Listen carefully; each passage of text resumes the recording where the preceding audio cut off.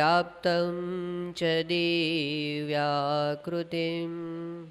जीवे साक्षरमुक्तकोटिसुखदं नैकावताराधिपं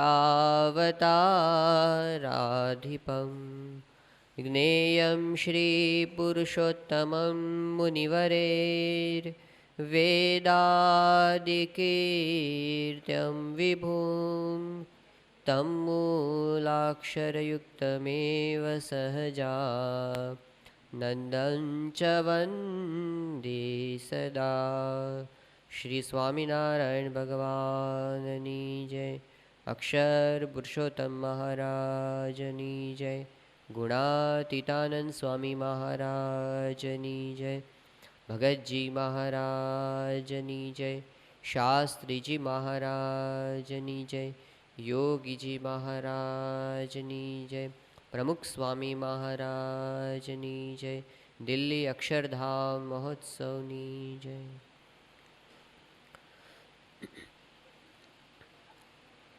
ગરડા મધ્ય પ્રકરણના 66મા વચનામૃતની અંદર શ્રીજી મહારાજે બધા મોટા મોટા સદગુરુઓને પ્રશ્ન પૂછ્યા છે.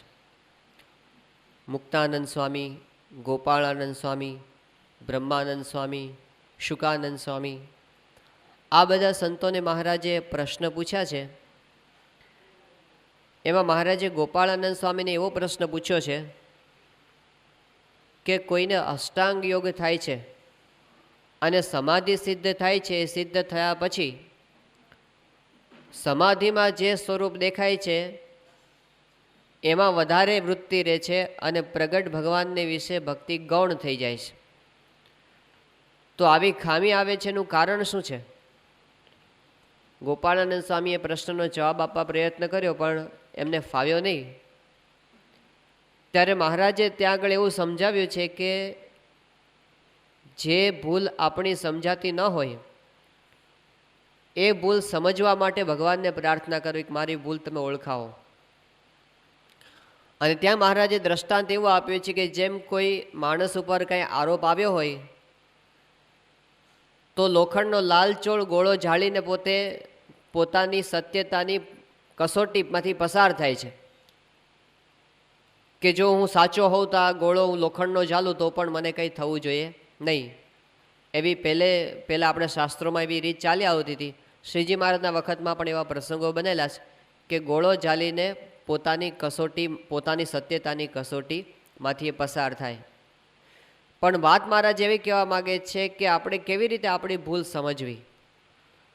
તો આગળ જે મોટા મોટા સંતો અને મહાપુરુષો થયા છે, સત્પુરુષ થયા છે, એમની સામે આપણે આપણા જીવનને મૂકવું અને પછી એ કઈ રીતે વર્ત્યા છે જ્યારે જોઈએ ત્યારે આપણને આપણી ભૂલ સમજાય છે.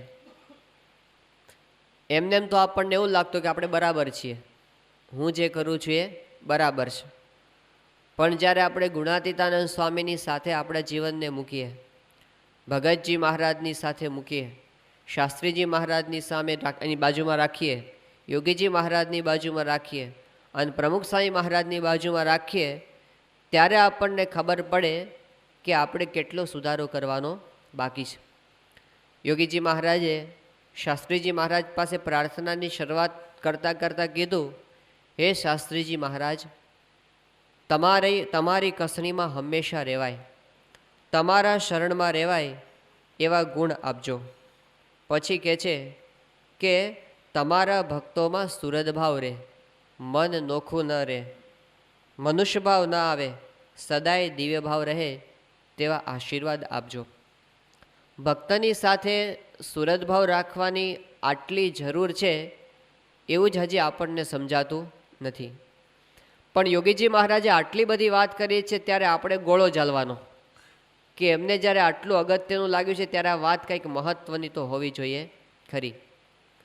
પ્રમુખ સ્વામી મહારાજની વાત આપણે ગઈકાલે સાંભળી કે જ્યારે સંતો પાસે વાત નીકળી કે આજે મહંત સ્વામીએ સુરજભાવ પર વાત કરી, ત્યારે સ્વામીશ્રીએ કીધું કે એમાં શું, સુરજભાવ એટલે ખમવું, ઘસાવવું, અનુકૂળ થવું અને મન ગમતું મૂકી દેવું. 4 વસ્તુ છે. એક તો ખમવું, બીજું ઘસાવવું, ત્રીજું અનુકૂળ થવું અને ચોથું મનગમતું મૂકી દેવું. આ ચારની અંદર સુરતભાવના બધા સિદ્ધાંતો આવી જાય છે એવું સ્વામીશ્રી પોતાના અનુભવથી વાત કરી.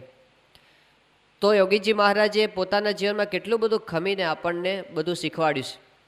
પૂજ્ય મહંત સ્વામી પ્રસંગ કહે છે કે ઘણી વખત તો અજ્ઞાનની અંદર હરિભક્તો એવી રીતે વર્તે જાણે આપણને થાય કે યોગીજી મહારાજનો આ રીતે ઉપયોગ કરે છે.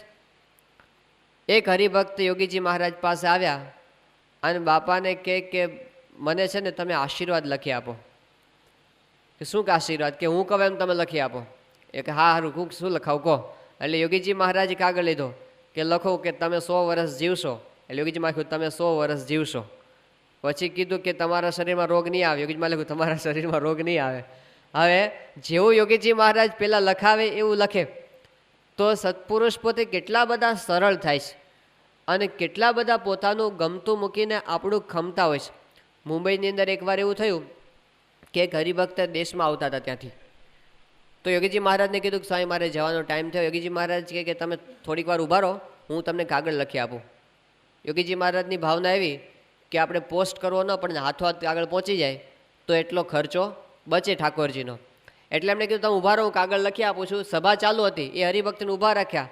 ટ્રેનને થોડીક જ વાર હતી અને યોગીજી મહારાજ કાગળ લખવા બેઠા અને ત્યાં એક હરિભક્ત આવ્યા અને યોગીજી મહારાજને હાર પહેરાવ્યો. એટલે યોગીજી મહારાજે પેલું કાગળને પેન બાજુ મૂક્યા અને હાર એને પાછો પહેરાવવાનો આશીર્વાદ આપ્યા અને કાગળ લખવાની શરૂઆત કરી. ત્યાં બીજા હરિભગત આવ્યા, પાછો યોગીજી મહારાજને હાર પહેરાવ્યો. પાછો એનો એ બધું કાર્યક્રમ કે બાજુમાં મૂકીને યોગીજી મહારાજ એને હાર પાછો પહેરાવ્યો. એમ કરતાં કરતાં કરતાં 7 હરિભક્તો આવ્યા. એ કાગળ પૂરો કરવામાં વચ્ચે 7 હરિભક્ત અને જ્યાં 8મા આવ્યા, યોગીજી મહારાજ છેલ્લે સહી કરતા હતા, ત્યાં 8મા હરિભક્ત આવ્યા અને યોગીજી મહારાજને સીધો હાર પહેરાવી દીધો. અને પહેરાવી દીધો પછી હાર ભીનો હતો અને એવો ભીનો હતો કે કાગળ આખી સહી રોળાઈ ગઈ જે લખ્યો હતો ને બધો. એટલે યોગીજી મહારાજે એમને તો હાર પહેરાવ્યો, કાગળ બીજો લખવાની શરૂઆત કરી પહેલેથી, પણ જરા પણ એમણે પેલા હરિભક્ત ઉપર અણગમો બતાવ્યો નહીં કે જરા પણ છણકો કર્યો નહીં. હવે આ જગ્યા આપણે હોય તો શું થાય? આપણે સત્પુરુષની જગ્યાએ આપણી જાતને મૂકીએ તો ખબર પડે કે એવી પરિસ્થિતિમાં આપણે સહન કરી શકીએ નહીં, આપણે ગુસ્સે થઈ જઈએ, આપણી ધીરજ છે ને એ જતી રહે. તો ખમવું એટલે કઈ કક્ષા સુધી ખમવાનું છે એ આપણને ખબર પડે. તો હરિભક્તોનું આટલું બધું એ આચાર્ય સ્વામી ઘણી વખત પોતાનો પ્રસંગ કહે છે. યુવકમાં હતા ને ત્યારે તો એ વખતે તો વિદ્યાનગરમાં બધા યુવકો અગાસીમાં સૂઈ જાય, સ્વામી બાબા પણ અગાસીમાં સૂઈ જતા એ વખતે, અને એમનું કંઈ જુદું આસન રહેતું એવું કંઈ નહીં, એ પણ લાઇનમાં જ પથારી હોય એમની. તો એક દિવસ રાતે કે આચાર્ય સ્વામી મોડા આવ્યા અને બોલી ગોદડા બધા ખલાસ થઈ ગયા હતા. એટલે ગોદડું કંઈ દેખાય નહીં, જોયું આખા મંદિરમાં ફરી લીધું તો ગોદડું એ કંઈ દેખાયું નહીં. તો ઉપર અગાસીમાં જ્ઞાન જોયું તો સ્વામીને 2 ગોદડા ઓઢાડ્યા હતા સેવકે, અને આને જોયું એને ખબર નહીં કે સ્વામી છે.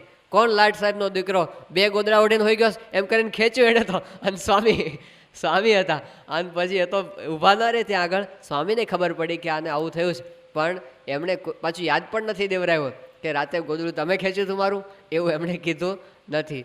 તો એમણે આપણા ઘણા બધા સ્વભાવો આવી રીતે સહન કર્યા છે. સત્પુરુષ પોતે હંમેશા સહન કરતા રહે છે પોતાના ભક્તોનું, અને એટલે જ આપણે નભી શકીએ છીએ, એ માફ કરે છે. શાસ્ત્રીજી મહારાજના વખતનો એક પ્રસંગ છે કે શાસ્ત્રીજી મહારાજ ખાનદેશની અંદર પધાર્યા હતા વિચરણ કરવા માટે, સાથે નિર્ગુણદાસ સ્વામી હતા. તો એ વખતની પરિસ્થિતિ આપણને ખબર છે કે યોગીજી મહારાજ છે ગોંડલ મંદિરથી કાગળ લખે કે કડિયાઓના પગારની રકમ ચડી ગઈ છે, મોકલો તમે. શાસ્ત્રીજી મહારાજ પધરામણીઓ કરી કરીને જે કાંઈ 100-200 રૂપિયા ભેગા થાય એ બધા ગોંડલ મોકલાવે, અને ત્યારે થોડું પાછું મંદિરનું કામ આગળ ચાલે. બોચાસણનું કામ એ અધૂરું, સારંગપુરનું કામ એ અધૂરું, અને આ બાજુ ગોંડલનું કામ ચાલે. તો આર્થિક કટોકટી અત્યંત હતી. શાસ્ત્રીજી મહારાજ એક પધરામણી કરીને 4 આના 8 આના કરી અને જે કાંઈ સેવા ભેગી થતી એ મંદિરની સેવામાં પોતે મોકલતા હતા. આવી પરિસ્થિતિ એ વખતની હતી. ત્યારે શાસ્ત્રીજી મહારાજ ખાનદેશની અંદર પધારેલા નિર્ગુણદાસ સ્વામી સાથે. એ વખતે એ પોતે મોહાડીની અંદર રોકાયા હતા. મોહાડી ગામ છે ત્યાં આગળનું, અને ત્યાં આપણા એક હરિભક્ત અત્યારે પણ પોતે રહે છે, ધનરાજ એનું નામ છે, ધનરાજ. તો ત્યાં એ ધનરાજ બાપા, આમ ઉંમર એમની અત્યારે હશે 85 વર્ષ જેટલી, હકાબાપુ જેટલી ઉંમર હશે.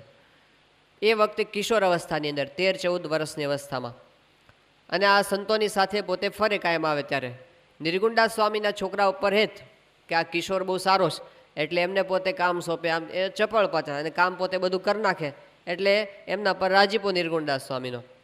તો શાસ્ત્રીજી મહારાજ આવી રીતે મોહાડીમાં રોકાયા હતા. એ દરમિયાન ઝાપીથી એક હરિભક્ત શાસ્ત્રીજી મહારાજના દર્શન કરવા માટે આવ્યા. એનું નામ ધોંડુ માસ્તર. ખાનદેશના નામ બધા આવા વિચિત્ર આપણને લાગે. તો ધોંડુ માસ્તર હતા, એ પોતે ભક્ત ખરેખરા, પણ આમ ભોળા બિચારા, શાસ્ત્રીજી મહારાજ પ્રત્યે નિષ્ઠા અનન્ય. તો શાસ્ત્રીજી મહારાજના દર્શન માટે આવ્યા. હવે એ વખતે પધરામણી કરીને શાસ્ત્રીજી મહારાજ પાસે કંઈક 250-300 રૂપિયા જેટલી રકમ ભેગી થઈ હતી. તો શાસ્ત્રીજી મહારાજ જ્યારે એ રકમ અહીં ગોંડલ મોકલવા હોય તો કેવી રીતે મોકલે? તો ધુલિયાની અંદર એ વખતે શાલિગ્રામ શેઠ હતા.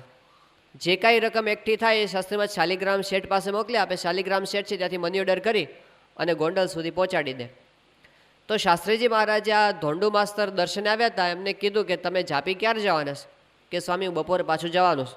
શાસ્ત્રી મહારાજ કહે કે તો આ જે પધરામણીની ભેટ છે બધી ભેગી થઈશ, આપણે ગોંડલ મોકલવાની છે, તો તમે શાલિગ્રામ શેઠને ત્યાં પહોંચાડી દેજો. કે સારું સ્વામી. એમ કરીને પોતે બપોર પછી સાંજે નીકળ્યા. એને એમ કે આવતીકાલે સવારે હું ત્યાં ઝાપીથી ધુલિયા જઈ અને શાલિગ્રામને આપી આવીશ. અને પોતે ઘરે લઈ ગયા રકમ, પોતાને ત્યાં રાખી. હવે એ દરમિયાન એવું બન્યું કે રાતના સમયે 4 અજાણ્યા માણસો એની ત્યાં આવ્યા.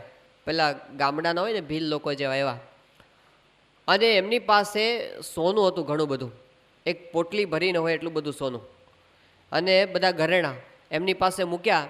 અને ધોંડુ માસ્તરને કીધું કે અમારે હમણાં પૈસાની બહુ જરૂર પડી છે અને તાત્કાલિક આ બધા ઘરેણાં વેચવા પડે એમ છે. અત્યારે તો કોઈની દુકાને ખુલ્લી ન હોય, તો આ ઘરેણાં વેચવાના છે. આમ તો આની કિંમત 1000 રૂપિયા જેટલી થાય, પણ અમારે 250 રૂપિયાની જરૂર છે, જો તમે આપી શકો તો. તે ધોંડુ માસ્તરે આ બધું જોયું એટલે એમને જરા લોભ જાગ્યો કે આપણે 250 તો શાસ્ત્રી મહારાજને આપી દઈશું અને આમાંથી કંઈક આપણને મળશે પાછું, તો મંદિરમાં થોડીક સેવાય આપણાથી થશે.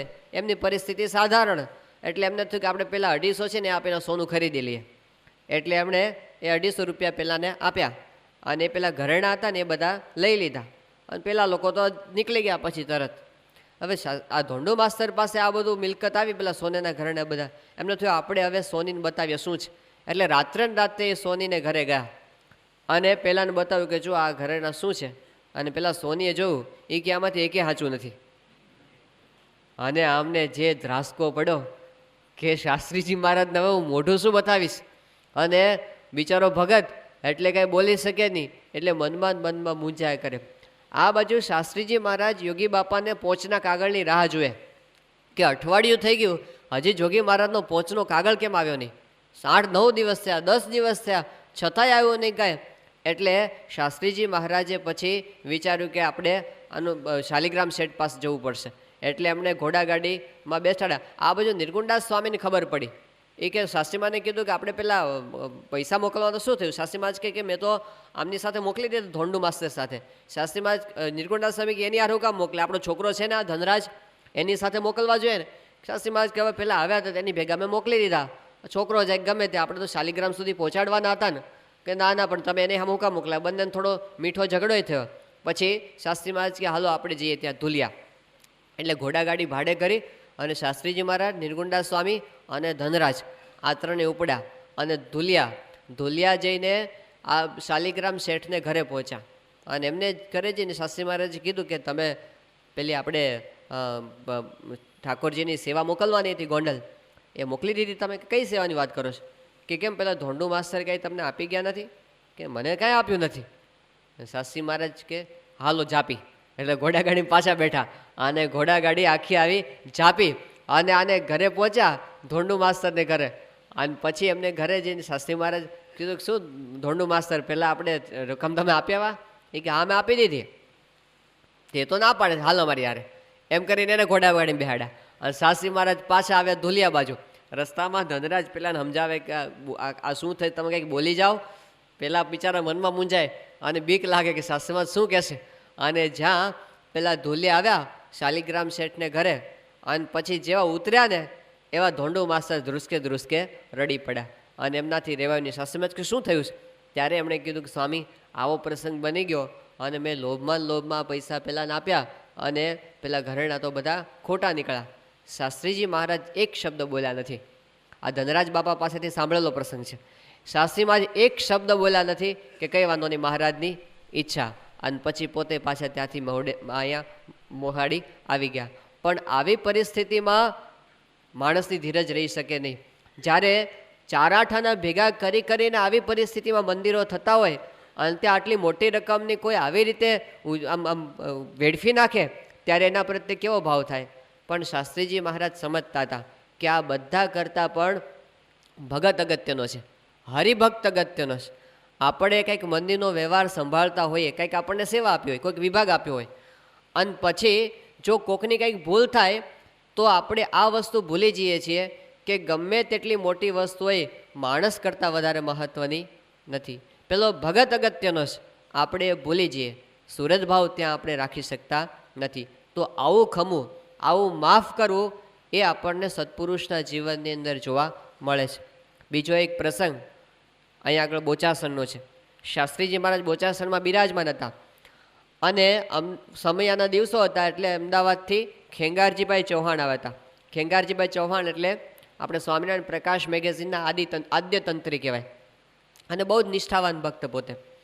તો એ વખતે તો કેવું હતું કે હરિભક્તોનો સમુદાય બહુ ઓછો, એટલે હરિભક્તો આવે તો શાસ્ત્રીમાના રૂમમાં જ થેલી લટકાવે અને એની બાજુમાં જ સૂઈ જાય, એવું બધું આખું જનરલ બધું ચાલે. તો ખેંગારજીભાઈ આવ્યા ત્યાં આગળ ને શાસ્ત્રીજી મહારાજના આસન પાસે જ, ખાટલાની પાસે જ પોતાનું આસન કર્યું હતું.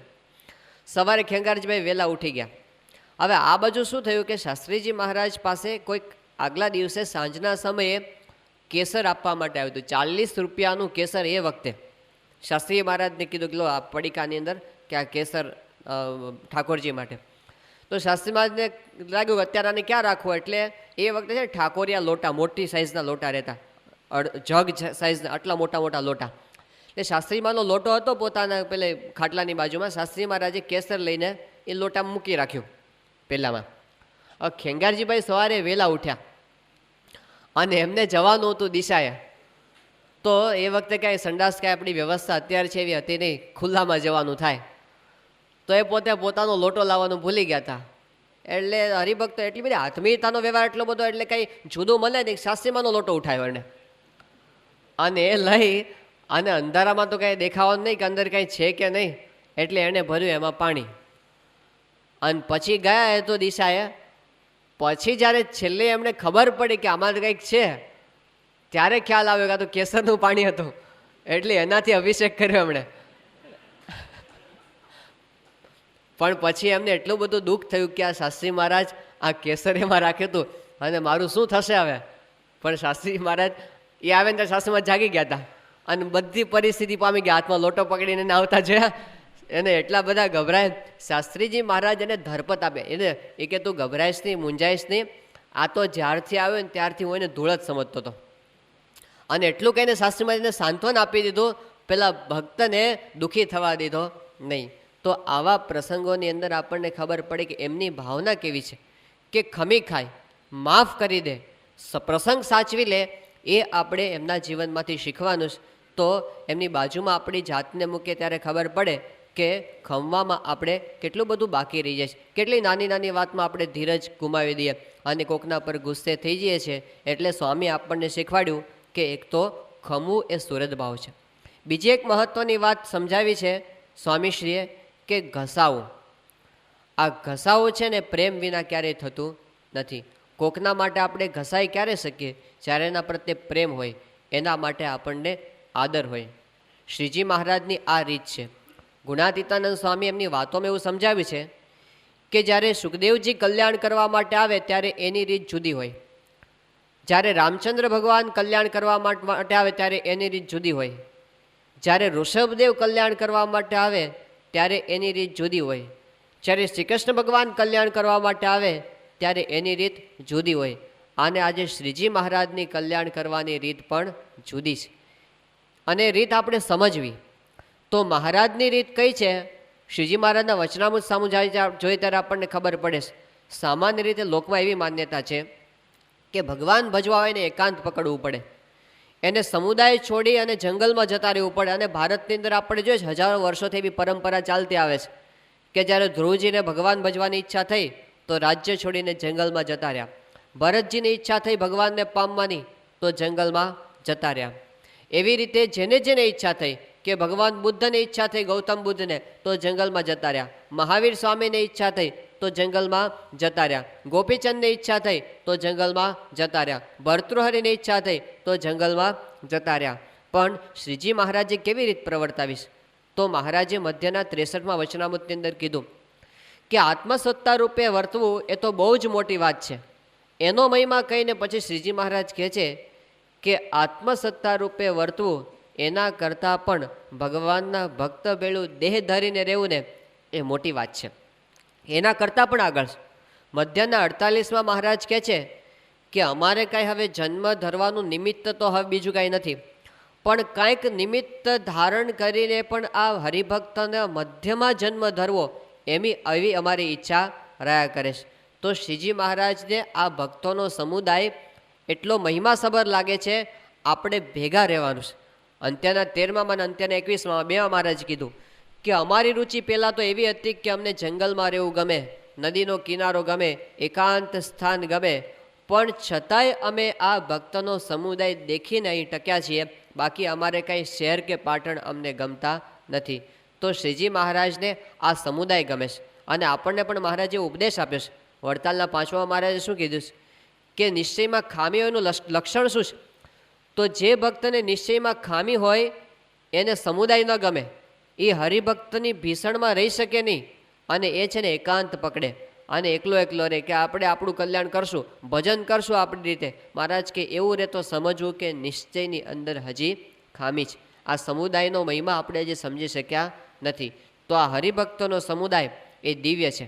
અને એટલે મહારાજે મધ્યના 28માં તો વાત કરીશ કે અમે તો એવો નિશ્ચય કર્યો છે કે અમારે તો જન્મો જન્મ ભગવાનના ભક્તની સેવા જ કરવી છે અને જેમ અમારો નિશ્ચય છે એવી રીતે તમારે પણ નિશ્ચય રાખવો. આવી શ્રીજીમાં આજે આપણને આજ્ઞા કરીશ, આદેશ આપ્યો છે કે આપણે પણ એવો નિશ્ચય રાખવો કે જન્મો જન્મ આપણે ભગવાનના ભક્તની સેવા કરવી છે. અને એ આપણને શ્રીજી મહારાજે પોતાના જીવનમાં આચરી બતાવ્યું છે. જેમ પ્રેમાનંદ સ્વામીના કીર્તનમાં આપણે ગાઈએ છીએ કે પેલું પાંચે વર્તમાન પાળે બાઈઓ ને ભાઈઓ, હરિજન સંગાથે કીધી સાચી સગાઈઓ રાજ, અક્ષરના વાસી વાલો આવ્યા અવની પર. મહારાજે કેવી રીત બાંધી કે હરિજન સંગાથે કીધી સાચી સગાઈઓ રાજ. જ્યારે 69 કાળ પડ્યો અને હરિભક્તો બધા દુખ્યા હતા, મહારાજ ગામડે ગામડે ફરીને હરિભક્તોના દુઃખ ટાળતા હતા. મહારાજ મેથાણ આવ્યા અને ત્યાં ગામના તળાવની પાળે મહારાજ બેઠા અને કે ગામની અંદર જઈ અને કાકાભાઈ અને પુંજાભાઈને સમાચાર આપો કે એમના સાચા સગા આવ્યા છે. એ ખરેખર બંને ભાઈઓ મુશ્કેલીની અંદર હતા અને મહારાજે એમને કીધું હતું કે તમે અનાજનો સંગ્રહ કરજો અને ઢોર ઢાખર વેચી દેજો. એમણે માન્યું નહોતું અને એટલા માટે એના જીવનમાં દુઃખ આવ્યું હતું. ઘરમાં ખાવાના દાણા રહ્યા નહોતા અને દરબાર કહેવાય એટલે કોકની પાસે હાથ પણ લાંબો કરી શકે એવી પરિસ્થિતિ નથી. ત્યારે આટલા દુઃખની અંદર હતા છતાં મહારાજ ત્યાં આગળ પહોંચ્યા અને મહારાજે કીધું કે ભલે મારા ભક્તે મારી આજ્ઞા ન પાળી તો પણ હું તો એમની રક્ષા કરીશ. અને મહારાજે કીધું તમારા સાચા સગા આવ્યા છે. તો એ કેમને થયું સાચા સગા અત્યારે કોણ હશે? અને જ્યાં ગયા અને તળાવની પાળે મહારાજને જોયા. પહેલાં તો ઓળખી ન શક્યા કારણ કે મહારાજે કેશ વધારેલા, નખ વધારેલા અને કચ્છી ટોપી પહેરેલી, તો કંઈ દેખાય નહીં એવું ઓળખાય નહીં એવું લાગ્યું. પણ જ્યારે મહારાજને ઓળખ્યા ત્યારે આનંદ એમને થઈ ગયો અને મહારાજે એમના કષ્ટનું નિવારણ પણ કર્યું. તો ભગવાનના ભક્તો સાથે મહારાજે આવી સાચી સગાઈઓ કરી. મહારાજ વિચરણ કરતાં કરતાં માણાવદર પધાર્યા અને ત્યાં આગળ માયારામ ભટ્ટને ઘેર મહારાજ ઉતર્યા હતા. પછી મહારાજ માયારામ ભટ્ટને કહે કે હાલો અમારી સાથે ગરડા. ત્યારે માયારામ ભટ્ટે મહારાજને કીધું કે મહારાજ મારા ખેતરમાં તો હજી બાજરો ઊભો છે, તે એ ન લણાય ત્યાં સુધી હું કેવી રીતે આવી શકું? મહારાજ કે 60 દાતરડા મગાવો અને એમણે દાતરડા મગાવ્યા. શ્રીજી મહારાજ કે આ બધા સંતો તમારા ખેતરનો બાજરો લણશે અને મહારાજ પધાર્યા બાજરો લણવા માટે. ગુણાતીતાનંદ સ્વામી પધાર્યા, સાક્ષાત અક્ષર બ્રહ્મ, અને માયારામ ભટ્ટના ખેતરનો બાજરો બધાએ ભેગા થઈને લણ્યો. તો આટલી આત્મીયતા, હરિભક્તોનો વ્યવહાર મહારાજ પોતાનો સમજતા હતા અને હરિભક્તોને પણ એવું હતું કે મહારાજ તો અમારા જ છે. આ વિશેષતા. મહારાજ કચ્છમાં પધાર્યા, વિશ્રામ ભગત ખેતરની અંદર કામ કરતા હતા. મહીદાસની વાડીએ તેને પહેલાં તો સાથી તરીકે કામ કરતા હતા. તો વિશ્રામ ભગતે મહારાજને જોયા, રાજી રાજી થઈ ગયા કે મહારાજ બિરાજો. પોતાની ફાટેલી ગોદડી પાથરી આપી અને મહારાજ બેઠા. પછી મહારાજ કે વિશ્રામ, અમને તો ભૂખ લાગીશ. તે વિશ્રામ કે મહારાજ અત્યારે તો મારી પાસે કાંઈ તૈયાર નથી. કે તું શું રોજ ખાઈશ? કે મહારાજ હું તો રોજ ખીચડી પકાવીને ખાઉં છું. મહારાજ કે તું અમારા માટે ખીચડી કરી દે તાત્કાલિક. એટલે પછી તે તપેલીમાં ખીચડી ચડાવી મઠની, અને જ્યાં ખીચડી ચડાવી અને થોડી વાર થઈને મહારાજ કહે કે વિશ્રામ કેટલી થઈ કાઢને જલ્દી, બહુ ભૂખ લાગીશ. કે મહારાજ થોડી વાર ખમો, અને ચડતા વાર લાગે મઠની ખીચડીને, બહુ વાર લાગી. મહારાજ કે કાઢ, હવે જેવી હોય એવી કાઢતું. એટલે ખીચડી કાચી પાકી હતી ને ઉતારી એમણે. અને પછી મહારાજને કીધું, મહારાજ આ ખીચડી તો થઈ ગઈ, પણ તમે જમશો શેમાં? અહીં આગળ મારી પાસે કંઈ વાસણ તો નથી. મહારાજ કે તું શેમાં રોજ જમેશ? કે મહારાજ હું આ પથરાની છીપર છે ને, એ છીપર ઉપર નાખું છું અને એની ઉપર ખાઈ લઉં છું. મહારાજ કે નાખ એના ઉપર. અને એ છીપરને ધોઈ અને એના પર ખીચડી નાખી અને મહારાજ એ ખીચડી જમ્યા. ભુજના મંદિરની અંદર એ પ્રસાદીની છીપર આજે પણ આપણને દર્શન આપે છે. તો એક ભક્તની સાથે સાક્ષાત પુરુષોત્તમ નારાયણ એ કેવા સામાન્ય થઈને વર્ત્યા અને કેવા એના ભાવ પોતે અંગીકાર કર્યા. તો આવા હેતના સંબંધો, સાચી સગાઈઓ એમણે પોતાના ભક્તો સાથે કરેલી અને ત્યારે પોતે એમના માટે ઘસાઈ શક્યા. મહારાજે લખ્યું ને કારણીના છઠ્ઠામાં કીધું ને કે અમારા જે ખરેખરા ભક્ત છે એના માટે તો અમે અમારો દેહ કૃષ્ણાર્પણ કરી રાખ્યો છે. તો મહારાજે ખરેખર કૃષ્ણાર્પણ દેહ કરી રાખ્યો. અને શ્રીજી મહારાજનો એ વારસો જો અત્યાર સુધી કોઈ રાખ્યો હોય તો આપણી ગુણાતીત પરંપરાએ. ગુણાતીતાનંદ સ્વામી ત્યાં ગોંડલ પધારેલા, એમનો છેલ્લો દિવસ હતો ધામમાં જવાનો, અને ધામમાં જવાને 3 કલાક બાકી હતા. એ વખતે ગુણાતીતાનંદ સ્વામી પોતાના જીવનની છેલ્લી પધરામણી કરીશ. આવું તો આપણને ક્યાં જોવા મળે કે સાવ છેલ્લે પેલા હરિભક્તે તો એવું કીધું, સ્વામી સવારે. સ્વામી કે સવાર કોણ, અત્યારે ચાલ. અને એના છેલ્લા ભાવ પણ ગુણાતીતાનંદ સ્વામીએ પૂરા કર્યા. છેલ્લે પણ હરિભક્તને નારાજ એમણે કર્યા નથી. તો આ ગુણાતીત પરંપરાની વિશેષતા. ગુણાતીતાનંદ સ્વામી ત્યાં અમદાવાદ પધારેલા, પવિત્રાનંદ સ્વામીનું પણ સાથે આવ્યું હતું એનું મંડળ પણ. તો બંનેનો ઉતારો અમદાવાદમાં દરવાજાની ઉપર હવેલી છે ત્યાં આગળ એ મેડી ઉપર રાખેલો. એ વખતે તો આસન બાજુમાં રહે, બંને સદગુરુના આસન બાજુમાં. પણ ગુણાતીતાનંદ સ્વામીની રીત જ એવી, તે હરિભક્તો એના આસનેથી ખસે જ નહીં, આવ્યા જ કરે. એક જાય ને બીજો આવે, બીજો જાય ને ત્રીજો આવે. એટલે પેલા પવિત્રાનંદ સ્વામી અકળાઈ ગયા કે આ શું છે બધું. એટલે એમના સેવકને કહે કે હાલ આપણા પોટલા ઉઠાવ, આપણે ક્યાંક બીજે જતા રહીએ. આ ભીડો તો ગુણાતીત ખમી શકે, આપણે ખમી શકીએ નહીં. પ્રમુખ સાહેબ મહારાજ તે અટલાદરામાં હતા ને, તે સવારના પોરમાં મેયરને બોલાવ્યા હતા. તે વોકિંગથી આવી ગયા પોતે, અને ત્યાં રોકાવાના હતા બપોર સુધી. તો એણે વોકિંગની અંદર બધો આ ભીડો જોયો, અને બધા માણસો. અને સ્વામી આવતા હોય તો રસ્તામાં 5 જણને મળતા આવે, અને સ્વામી નીકળતા હોય તો પછી બીજા જતા, અને ઠાકોરજીના દર્શન કરવા આવે ત્યાં પાછા એટલા માણસો. અને પછી સ્વામી પાછા સભાની અંદર અને પત્રલેખન મુલાકાતો, આ બધું એણે જોયું. અને પ્રવચનની અંદર એણે કીધું કે મને કોઈ રોજના લાખ રૂપિયા આપે ને તો એ પ્રમુખ સ્વામી જેવું હું જીવન પસંદ કરું નહીં. કે આ કઈ લાઈફ છે?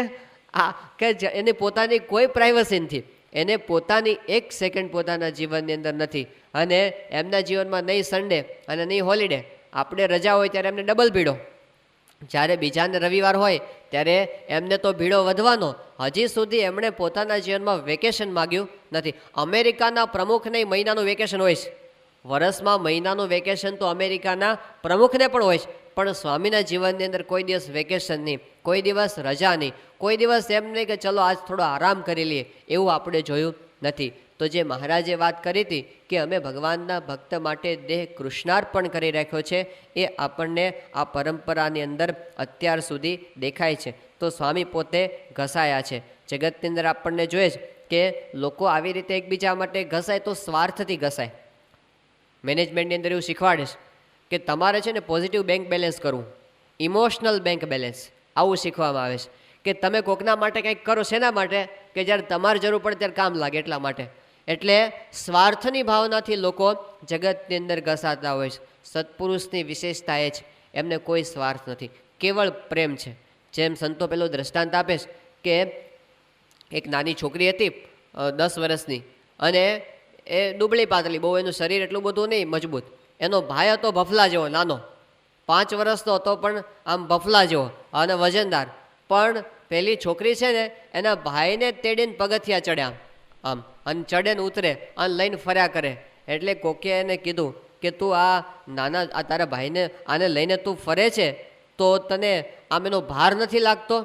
તો પેલી છોકરી કે આ ભાર નથી, આ તો ભાઈ છે. આ ભાર નથી, આ તો ભાઈ છે. તો એને ભાઈ મનાણો તો એને ભાર લાગતો નથી. એમ સ્વામીને કેમ ભાર નથી લાગતો આપણા માટે આટલું બધું ઘસાવાની અંદર? તો એમણે આપણને પોતાના માન્યા છે. વિવેક સાગર સ્વામીનો પ્રસંગ છે, જ્યારે યુવકમાં હતા, વેકેશન પડે એટલે બધા યુવકો યોગીજી મહારાજની પાસે પહોંચી જાય. તો મુંબઈથી પોતે ટ્રેનમાં બેસતા, યોગીજી મહારાજ અડવાળની અંદર હતા, ઉનાળાના દિવસો બધા, અને આપણને કાઠિયાવાડનો તાપ તો ખબર છે. એમાં આવું સાધારણ ગામ અડવાળ. યોગીજી મહારાજ મહિનો આવા ગામડાઓની અંદર રહેતા. તો અડવાળની અંદર યોગીજી મહારાજ બિરાજમાન હતા. અડવાળમાં રેલવે સ્ટેશન નથી, રાયકા રેલવે સ્ટેશન છે. તો ટ્રેનમાંથી ઉતરે તો રાયકા સ્ટેશને બપોરે 1 વાગે ત્યાં આગળ ટ્રેન આવે, અને ત્યાંથી ઉતરીને પછી ચાલતા ચાલતા અડવાળ સુધી પહોંચવાનું હોય. યોગીજી મહારાજે 2 યુવકોને સામે મોકલ્યા હતા કે નારાયણભાઈ આવે છે ને લેવા માટે તમારે જવાનું. વિવેક સાગર સ્વામીનું નામ હતું નારાયણભાઈ પટણી. તે આપણે નારાયણભાઈને આપણે લેવા જવાનું. 2 યુવકોને સામે મોકલ્યા. અને વિવેક સાગર સ્વામી તો આટલું લાંબુ ટ્રાવેલિંગ કરીને આવ્યા હતા એટલે બહુ થાક્યા. અને એની અંદર ઉનાળાનો વખત, અને ત્યાંથી ચાલતા ચાલતા છેક રાયકાથી અડવાળ સુધી આવવાનું. એમાં પગના એમને ચપ્પલ તૂટી ગયા, અને આટલું ગરમ તપે બધું, એટલે એટલા આમ અકળાઈ ગયા હતા બધા. અને થાકીને જ્યાં પોતે આમ બપોરે 2-2:30 વાગે આમ અડવાળ મંદિરે પહોંચ્યા, યોગીજી મહારાજ રાહ જોઈને બેઠા હતા કે હમણાં નારાયણભાઈ આવશે, હમણાં નારાયણભાઈ આવશે. તે પોતે રાહ જોઈને બેઠા હતા. અને જેવું ડેલીનું બારણું ખુલ્યું, યોગીજી મહારાજ ઊભા થઈ ગયા અને આમ સામા આવ્યા. અને યોગીજી મહારાજે જોયા નારાયણભાઈને, અને એકદમ સામે આવી અને ભેટી પડ્યા. યોગીજી મહારાજ કેમ કે દોહિલા મળવા દાસ, ભલા ભક્ત ભગવાનના, જીવન પ્રાણ આવી ગયા, એમ કરીને આખા શરીરે હેતથી હાથ ફેરવ્યો. અને પછી યોગી બાપા કહે કે ચિંતા કરશો નહીં, આમ શરીર બહુ સુકાઈ ગયું લાગે છે, પણ આપણે ચિંતા કરશો નહીં, જગતની ગંધ કાઢી નાખવીશ. આ યોગીજી મહારાજના હેતના વચનો. પણ આપણને દેખાય કે એમને યોગીજી મહારાજને યુવકો પ્રત્યે કેટલું બધું હેત. એમને યોગીજી મહારાજ કહે કે ભગવાનના ભક્તને જોઈને હેતના હિસોરા છૂટવા છે. યોગી બાપાએ જીવનમાં એ સિદ્ધ કર્યું હતું. ગોંડલની અંદર આમ બપોરે ટ્રેન આવવાની હોય, યોગીજી મહારાજ રાહ જુએ કે કોણ હરિભક્તો આવે છે, આપણે એમની સેવા કરીએ અને એમને જમાડીએ. તો રાહ જોઈને બેસી રહે, અને ટ્રેન આવી જાય અને જો કોઈ હરિભક્ત ન આવે તો યોગીજી મહારાજ ઉદાસ થઈ જાય કે આજે કોઈ ભક્તો આવ્યા નહીં. તો આવી પરિસ્થિતિની અંદર યોગીજી મહારાજને હંમેશા આવા ભક્તોની સાથે હેત રહેતું. એમને આ ભક્તોનો સમુદાય ગમતો. ખબર છે આપણને કે ભીડા ભક્તિ એમને બહુ ગમતી, કારણે કે આજ બધા ભેગા મોટરની અંદર 10 જણને ભરે, આજુબાજુ 2 જણને પગ પાસે બેહાડ્યા હોય.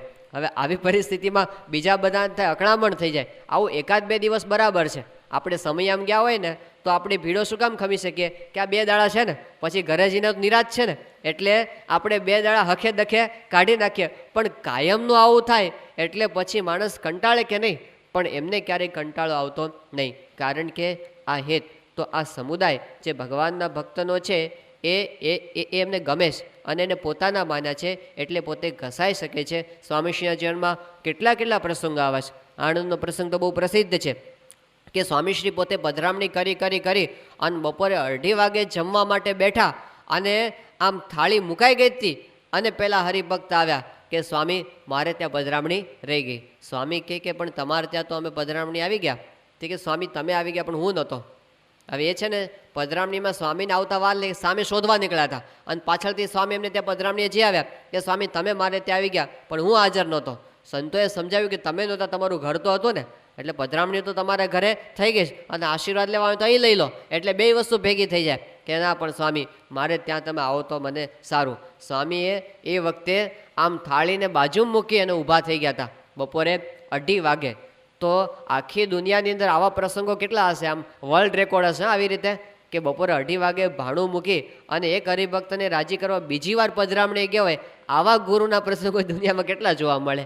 તો એ યુનિક છે આપણા ગુરુ, એ આપણને દેખાય છે. ફિલાડેલ્ફિયાનો પ્રસંગ સાંજના 4 વાગે 4:30 પધરામણી શરૂ થઈ, તે બીજે દિવસે સવારના 4 વાગ્યા સુધી સંતો આમ નાવા માટે ગયા, તૈયાર થયા, સ્વામીને બહારથી આવેલા જોયા કે અત્યારે સ્વામી ક્યાં છે કે પધરામણીએથી આવ્યા. સવારના 4 વાગે પોતે પધરામણીઓ ફરીને આવ્યા. કેટલો ભીડો.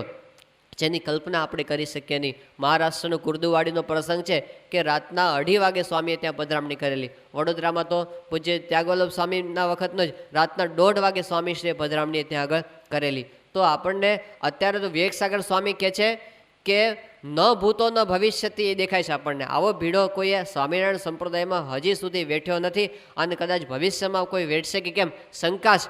કારણ કે આવા સંજોગો જ ફરીવાર ઊભા થાય કેમ પ્રશ્ન છે. પણ એમાં સ્વામીએ પોતે ક્યારેય દેહના સામું જોયું નથી. સ્વામીશ્રીના ભીડાની જ્યારે વાત કરે ત્યાં આપણને મોટી બીક શું લાગે કે એમના ભીડાને આપણે ક્યારેય ન્યાય નહીં આપી શકીએ. આપણે ગમે એટલી વાત કરીએ ને તોય લાગે કે હજી તો આ રહી ગયું. કારણ કે આપણે નવા પ્રસંગો હજી આટલું બધું સ્વામી વિશે લખાયું છે અને છતાં પણ હજી એવા પ્રસંગો છે કે જે છપાયા જ નથી, બહાર આવ્યા જ નથી. આ બેંગ્લોરની અંદર હમણાં અમે ગયા હતા, ત્યાં આદર્શચંદ સ્વામી પ્રવચન કરતા હતા અને એમાં અમે ભીડાના 3-4 પ્રસંગો કીધા. તે યજ્ઞેશ્વર સ્વામી બાજુમાં બેઠા હતા.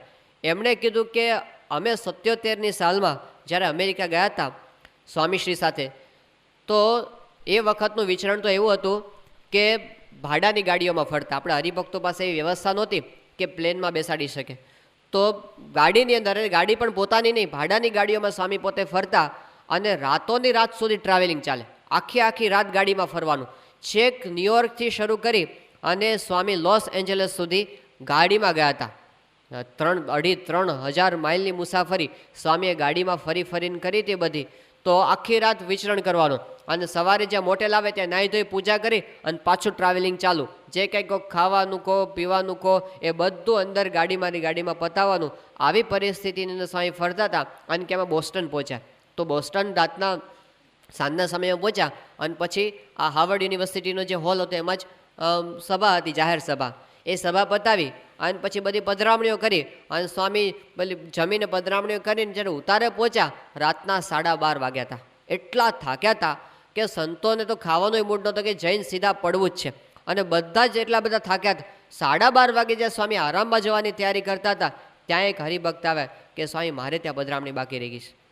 હવે જો રાત્રે ન જાય તો ન ચાલે, કારણ કે બીજે દિવસે વહેલી સવારે સ્વામી નીકળી જવાના હતા.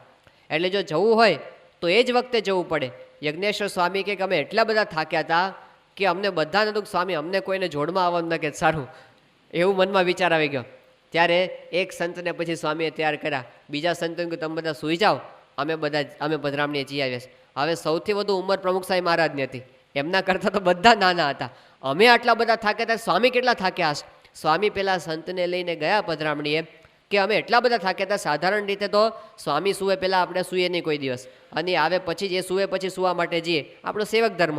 પણ એટલા બધા થાક્યા હતા કે અમે કોઈ સ્વામીની રાહ જોવા માટે રહ્યા નહીં. જ્યારે આવવું હોય ત્યારે આવે અને જ્યારે સૂવું હોય ત્યારે સૂવે. અમે તો હોઈ ગયા, સ્વામી ક્યારે પાછા આવે એની અમને ખબર નથી. તો આવો ભીડો એક હરિભક્તને કોઈને નારાજ એમને કર્યા નથી કે જેમ બને એમ આ દેહ અમારો કૃષ્ણાર્પણ થયો છે તો પછી ક્યારેય પાછું વાળીને જોવું નહીં. આ ભીડો વેઠા વિના, ઘસાયા વિના ક્યારેય ભક્તનો મહિમા છે એ આપણે પ્રેક્ટિકલ કરી શકતા નથી. બાકી વાતો તો થાય, ભક્તના મહિમાની વાતો તો થાય, પણ જ્યારે પોતાના ઉપર આટલું બધું સહન કરવાનું આવે ત્યાર પછી અઘરું પડી જાય. કેનેડામાં 1988ની સાલમાં રાત્રે બપોરે 12:30 વાગે ઠાકોરજીને થાળ થઈ ગયો અને સ્વામી જ્યાં જમવાની બેસવાની તૈયારી કરતા હતા ત્યાં હરિભક્ત આવ્યા કે પધરામણી સ્વામી મારે ત્યાં. આ તો હમણાંનો જ પ્રસંગ કહેવાય ને, બહુ જૂનો ન કહેવાય. 88ની સાલમાં તો સ્વામી કે નિર્ભય સ્વામી કે ચાલો અત્યારે જમતા પહેલાં સ્વામી પધરામણી ઉપડ્યા. તે બપોરે 1:30 વાગે પાછા આવ્યા કલાકે અને પછી સ્વામી ભોજન કરવા માટે બેઠા. તો આવા પ્રસંગો તો ઢગલા બંધ. હજી તો અહીં જો પૂછવા બેસે ને તો એકના પ્રસંગો આવા બધા આપણી પાસેથી નીકળે. જૂના હરિભક્તો છે બધાના કે કેટલો બધો ભીડો. અત્યારે આપણને દેખાય છે કે સ્વામી પોતે આમ આરામની અંદર રહે. હજી એ પોતે બેસા તો રહેતા જ નથી, કારણ કે 700 હલાવે છે. એ પોતે કોઈને નિરાતે તો બેસવા દેતા નથી, પોતે બેસતા નથી. પણ છતાંય અત્યારે આપણને લાગે સ્વામી પોતે અત્યારે બેઠા છે અને અત્યારે મર્સિડીઝ ગાડીમાં ફરે છે. પણ જૂનું આપણે જોઈએ તો આપણને ખબર પડે. સાઉથ ઇન્ડિયાની આખી યાત્રા પેલી સ્વામીએ જૂની ખખડધજ પેલી જીપની અંદર કરેલી. તો કેવી જીપ હતી? સંતો વાત કરે છે કે સ્વામી પોતે પેલા ડ્રાઈવરની બાજુમાં બેઠા હોય તો ગિયરનો દંડો સ્વામીને પકડી રાખવાનો, કારણ કે મૂકીને છટકી જાય. આવી ગાડીઓમાં સ્વામી પોતે વિચરણ કરેલું છે અને કલાકો સુધી, રાતોની રાતો સુધી કોઈ દિવસ પોતાના શરીરની વ્યવસ્થા સામે એમણે જોયું નથી. અને આ તો બધું પછીથી બધી એમની વ્યવસ્થા બધી થવા માંડી. શરૂઆતની અંદર તો સ્વામીની વ્યવસ્થા શું હતી? અત્યારે સંતોની વ્યવસ્થા થાય છે, નાના સંતોની, એવી વ્યવસ્થા પણ સ્વામીની એ વખતે થતી નહોતી. તો એમણે આ બધા ભીડા સહન કરી અને આપણને શીખવાડ્યું કે ભક્તના દુઃખે દુઃખી અને સુખે સુખી. એ તો આપણને અદ્ભુત દેખાય. સ્વામીમાં જે હરિભક્તો પ્રત્યે હેત દેખાય. અમદાવાદના હરિભક્ત છે ચીમનભાઈ વાળંદ એમનું નામ છે. તો સ્વામીશ્રી સાઉથ દક્ષિણ ભારતમાં વિચરણ કરતા હતા. આ પ્રસંગ છે 1990ની સાલનો. તો ત્યાં આગળ એમને પત્ર લખ્યો. પ્રસંગ એવો બન્યો હતો કે ચીમનભાઈ પોતે સરકારી લેબોરેટરીની અંદર લેબોરેટરી ટેકનિશિયન તરીકે નોકરી કરે. હવે એમની સાથેના સ્ટાફના અમુક માણસો એમણે કંઈક આમના વિશે દ્વેષભાવ, તે ગમે તેમ કરીને ખટપટ કરીને ચીમનભાઈની બદલી અમદાવાદથી છેક પાટણ કરી નાખી. પાટણની અંદર તો કોઈ સત્સંગ નહીં, આપણું મંદિર નહીં, ત્યાં સંતો નહીં. ચીમનભાઈને એવું થયું કે આપણે ત્યાં જઈશું તો આપણને કંઈ આ સત્સંગનો યોગ જ નહીં રહે કાંઈ. એટલે બાપાને કાગળ લખ્યો કે સ્વામી આવી રીતે મારી ખોટી રીતે બદલી થાય છે, તો કંઈક કૃપા કરો તમે. એટલે સ્વામી એમને આશીર્વાદનો પત્ર તો ત્યાંથી લખી નાખ્યો. પછી સ્વામી 2 મહિને વિચરણ કરતાં અટલાદરા પધાર્યા હતા. અને અટલાદરામાં યોગી જયંતિનો ઉત્સવ હતો. હજારો હરિભક્તો એ વખતે આવ્યા હતા, મહાનુભાવો પણ એ વખતે આવ્યા હતા. એમાં એ વખતના ગુજરાતના આરોગ્ય મંત્રી આવ્યા હતા, હેલ્થ મિનિસ્ટર. તો સભાની અંદર બધા પ્રવચનો થયા, યોગીજી મહારાજના ગુણગાન ગવાયા, સ્વામીના આશીર્વાદ પૂરા થયા. અને પછી સ્વામી જ્યારે નીકળતા હતા, સ્વામીએ પહેલાં હેલ્થ મિનિસ્ટરને બાજુમાં બોલાવ્યા. હવે 2 મહિના પહેલી વાતને થઈ ગયા હતા, પણ સ્વામીના મનમાં એક હરિભક્તનો પ્રશ્ન કેટલો રમતો હોય છે, નાના હરિભક્તનો. સ્વામીએ પહેલાં આરોગ્ય મંત્રીને બોલાવીને વાત કરી કે અમદાવાદમાં અમારા એક હરિભક્ત છે, ચીમનભાઈ વાળંદ એમનું નામ છે, અને ત્યાં સરકારી લેબોરેટરીમાં ટેકનિશિયન તરીકે નોકરી કરે છે, એમની ખોટી રીતે બદલી થાય છે, તો તમારે એ બદલી અટકાવવાની છે. પહેલો તો વિચારમાં પડી ગયો કે હું હેલ્થ મિનિસ્ટર અને સ્વામી આટલા મોટા પુરુષ અને એક લેબોરેટરી ટેકનિશિયનની નોકરી માટે આ એટલા સામાન્ય માણસ માટે સ્વામી એ કે સ્વામી થઈ જશે, તમે એની ચિંતા કરશો નહીં. પણ કેવી સામાન્ય વ્યક્તિ માટે સ્વામી, ગમે એવો સામાન્ય હોય પણ ભક્ત છે, આ એમને દેખાય છે. અને સ્વામી ત્યાંથી જ્યારે વિદ્યાનગર આવ્યા, અને એ વખતે યુવક મહોત્સવ, અને એ વખતે તો શંકરદાસ શર્મા આવેલા ને અડવાણીજી આવેલા, અને બધા છાપાઓમાં આમ સ્વામીનો જય જયકાર, અને ચારે બાજુ આટલો બધો સ્વામીનો મહિમા ગવાયો હતો. છેલ્લે દિવસે જ્યારે આમ મહોત્સવની પૂર્ણાહુતિ થઈ, 22,000 યુવકો. અને છેલ્લે જ્યારે વ્યક્તિગત દર્શન સ્વામી 22,000 આપ્યા હતા એ વખતે. અને ચાલતા હતા વ્યક્તિગત દર્શન, સ્વામી 2 કલાકથી બેઠા હતા દર્શન આપવા માટે. અને ત્યાં સ્વામી પહેલાં લાઈનની અંદર ચીમનભાઈને જોઈ ગયા. સ્વામી દૂરથી હાથ ઊંચા કરીને કે ચીમનભાઈ તમારું કામ થઈ ગયું છે, એમને યાદ કરીને કીધું. અને જ્યારે સ્વામી અમદાવાદ એ ચીમનભાઈ પોતે પાછા આવ્યા અને પોતાને ઘરે પહોંચ્યા ને, તો બદલી કેન્સલ થયાનો ઓર્ડર એને ત્યાં આવી ગયો હતો. પણ આવું એક નાના ભક્ત માટે એમને નાનપ નથી કે હું કેવો લાગીશ, એવું એમને લાગતું નથી, પણ એમના માટે ભક્ત અગત્યનો છે. તો સ્વામી પોતે ડાયરેક્ટલી હરિભક્તના વ્યવહારની અંદર આટલા બધા ઇન્વોલ્વ થાય છે. એ શું બતાવે છે? એમને આપણા પ્રત્યે આત્મીયતા છે, એટલા માટે એ આપણી માટે ઘસાઈ છૂટે છે. ગુણાતીતાનંદ સ્વામીની વાતમાં સ્વામી કહે છે કે અનંત પ્રકારની વાતો જીવના મોક્ષને અર્થે પ્રવર્તાવીશ, પણ આપણે બધી તો ક્યાંથી યાદ રાખી શકીએ? સ્વામી કે 4 મુદ્દા યાદ રાખવા. એક તો મહારાજની ઉપાસના, બીજી એમની આજ્ઞા, ત્રીજું એકાંતિક સત્પુરુષમાં પ્રીતિ, ચોથું ભગવદી સાથે સુરદપણું. યોગીજી મહારાજે એમના ઉપદેશમાં એવું કીધું છે કે આ 4માંથી એક હોય ને બધા આવી જાય એવું કયું છે? તો સામાન્ય રીતે વચનામૃતમાં વચનો પરથી આપણને એવું જ લાગે કે મોટા એકાંતિક સત્પુરુષમાં પ્રીતિ હોય તો આ 4 વસ્તુ સિદ્ધ થાય, અને એ પણ સાચી વાત છે. પણ યોગીજી મહારાજે તો એમના ઉપદેશમાં એવું કીધું છે કે જો ભગવદીમાં સુરતપણું હોય ને તો 4 વસ્તુ આવી જાય. આ એક મેં વિશિષ્ટ વાત કરીશ કે જો આપણને સંતોમાં અને હરિભક્તોમાં અંદરો અંદર હેત હોય તો બાકીની બધી વસ્તુ એમાંથી સિદ્ધ થઈ શકે છે. આવી મોટી વાત યોગીજી મહારાજે એમના ઉપદેશમાં કરી છે. અને ઘણી વખત આપણને દેખાય છે કે જો સંતમાં આપણને હેત હોય, એટલે કે બાપા સાથે તો આપણને હેત હોય, એમનો મહિમા પણ આપણને હોય, પણ અંદરો અંદર અભાવ ગુણ હોય તો આપણને સુખ આવતું નથી, સત્સંગમાં મજા આવતી નથી, કરકરું લાગ્યા કરે છે શીરો, પણ એનો ટેસ્ટ આપણે લઈ શકતા નથી. કેસર કેરી જેવો સ્વાદ આપણે લઈ શકતા નથી, કારણ કે અંદર આવી કંઈક ખટાશ ભળી જાય છે. તો એ બધાથી બચી શકીએ અને સત્સંગનો સ્વાદ આવે એટલા માટે આ સુરત ભાવની વસ્તુ બહુ અગત્યની છે. યોગીજી મહારાજની પ્રાર્થના જે આપણે સાંભળીએ છીએ એમાં આગળ યોગીજી મહારાજ એક બહુ મહત્ત્વની વાત કરવાના છે અને આપણા માટે ધ્રુવ પંક્તિ જેવી છે. યોગી બાપાએ અદ્ભુત પ્રાર્થના કરી છે કે હે શાસ્ત્રીજી મહારાજ, આજે પ્રાર્થના કરીએ અને કાલ ફરી જઈએ એવું ન કરીએ એ પ્રાર્થના છે. આ સમજવા જેવી વાત છે. આજે પ્રાર્થના કરીએ અને કાલે ફરી જઈએ એવું ન કરીએ ને એ પ્રાર્થના છે. એ કહેવા શું માગે છે કે ઘણી વખત આપણે પ્રાર્થના બોલવા ખાતર બોલી જઈએ ખરા, પણ એમણે આપણું કમિટમેન્ટ હોય નહીં, એમાં આપણે વચનબદ્ધ નથી થતા. પણ પ્રમુખ સ્વામી મહારાજ ઘણી વખત વાત કરે છે, આપણે મહાબળવંત માયા પ્રાર્થના ગાઈએ છીએ ને, તો એમાં છેલ્લે શું આવે છે કે બધી પ્રાર્થના પૂરી થઈ તો પછી થયું, પછી બોલિયા શ્યામ સુંદર જાઓ આપ્યો તમને એ વર, મારી માયામાં નહીં મૂંઝાવો, દેહાદિકમાં નહીં બંધાવો, મારી ક્રિયામાં નહીં આવે દોષ, મને સમજશો સદા અદોષ. એમ કહ્યું થઈ રળિયાત, સૌએ સત્ય કરી માની વાત. આ છેલ્લા વચનો શ્રીજી મહારાજ પોતે બોલે છે કે જાઓ, તમને અમે આશીર્વાદ આપીએ છીએ કે અમારી માયામાં તમે બંધાશો નહીં. તો પહેલાં તો સ્વામીશ્રી જ્યારે જ્યારે ફૂલદોલના ઉત્સવની અંદર કથા કરતા ત્યારે આ પ્રાર્થનાનું નિરૂપણ દરેક વખતે કરતા, અને દરેક વખતે ઇનવેરિયેબલી છેલ્લે આ પંક્તિ જ્યારે આવે ને, સૌએ સત્ય કરી માની વાત, આના પર સ્વામી નિરૂપણ કરે. સ્વામી કે શ્રીજી મહારાજે આશીર્વાદ તો આપ્યા, પણ બધા ભક્તોએ એ આશીર્વાદને સત્ય માની લીધા.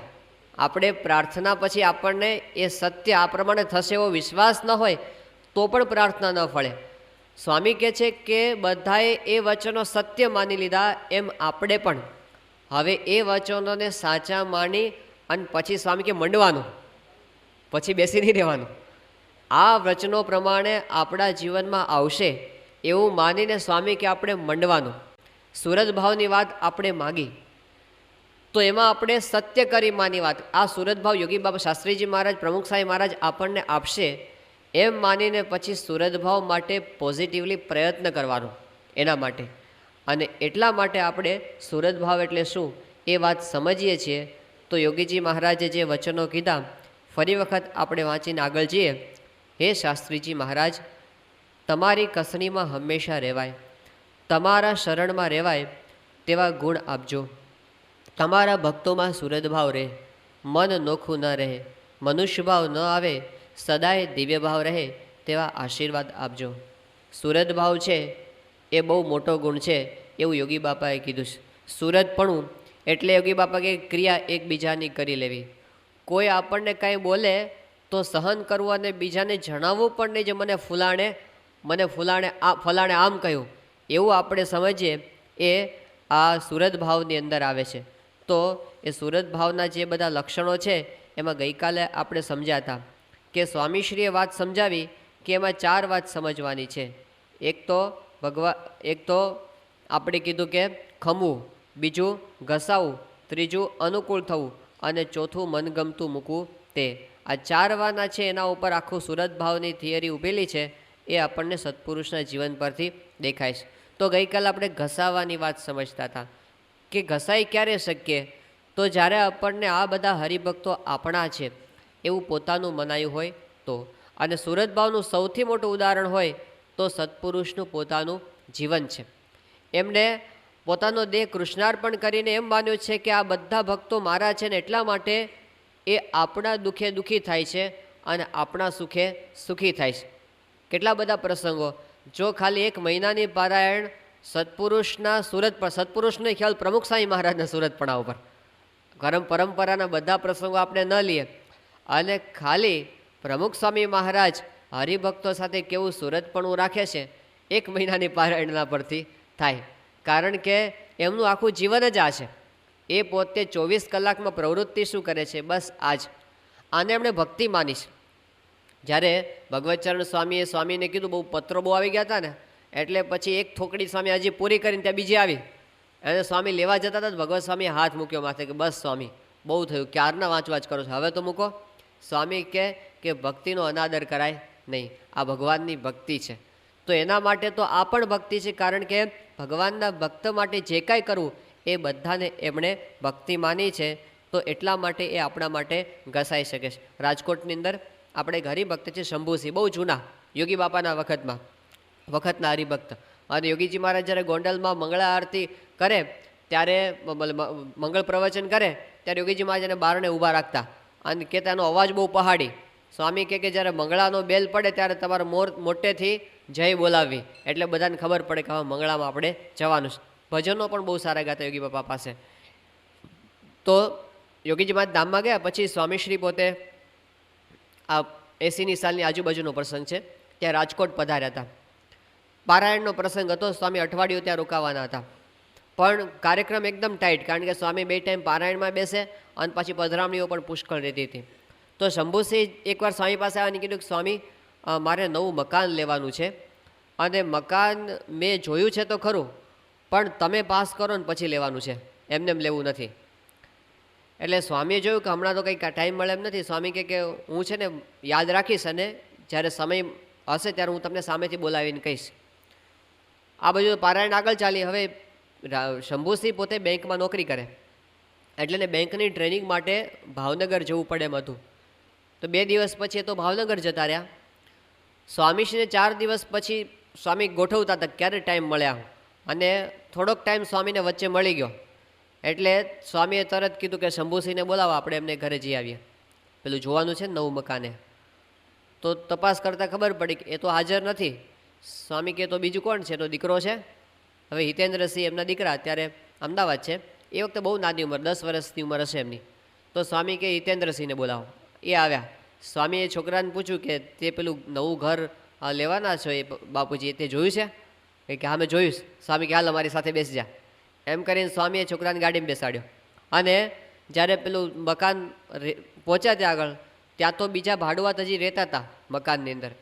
તો પણ સ્વામી ત્યાં આગળ ગયા અને એ ઘરની અંદર બધાને બહેનોને આગા પાછા કરીને સ્વામી એક રૂમની અંદર ફરીને બધું જોયું, કેવું મકાન છે, શું છે, આમ દિવાલ જોઈ કેવી મજબૂતાઈ છે એ જોયું, ઉપર સીલિંગ કેવું છે એ બધું જોયું, પાણી બાણી નથી પડતું ને એ બધું સ્વામીએ જોયું. પછી સ્વામીએ સંડાસ બાથરૂમ જોયા, બધું વ્યવસ્થિત છે કે નહીં. અને પછી સ્વામીએ બહાર નીકળતા હતા ત્યાં સ્વામી પેલું ડંકી જોઈ ગયા, ફળિયામાં પાણીની ડંકી હોય ને એ સ્વામી જોઈ ગયા. તો સ્વામી પાછા ત્યાં ગયા અને પોતાની જાતે સ્વામી ડંકી ચલાવીને જોયું પાણી અંદર આવે છે કે નહીં, ખાલી અમથી નથી ને, એ સ્વામીએ ચેક કર્યું.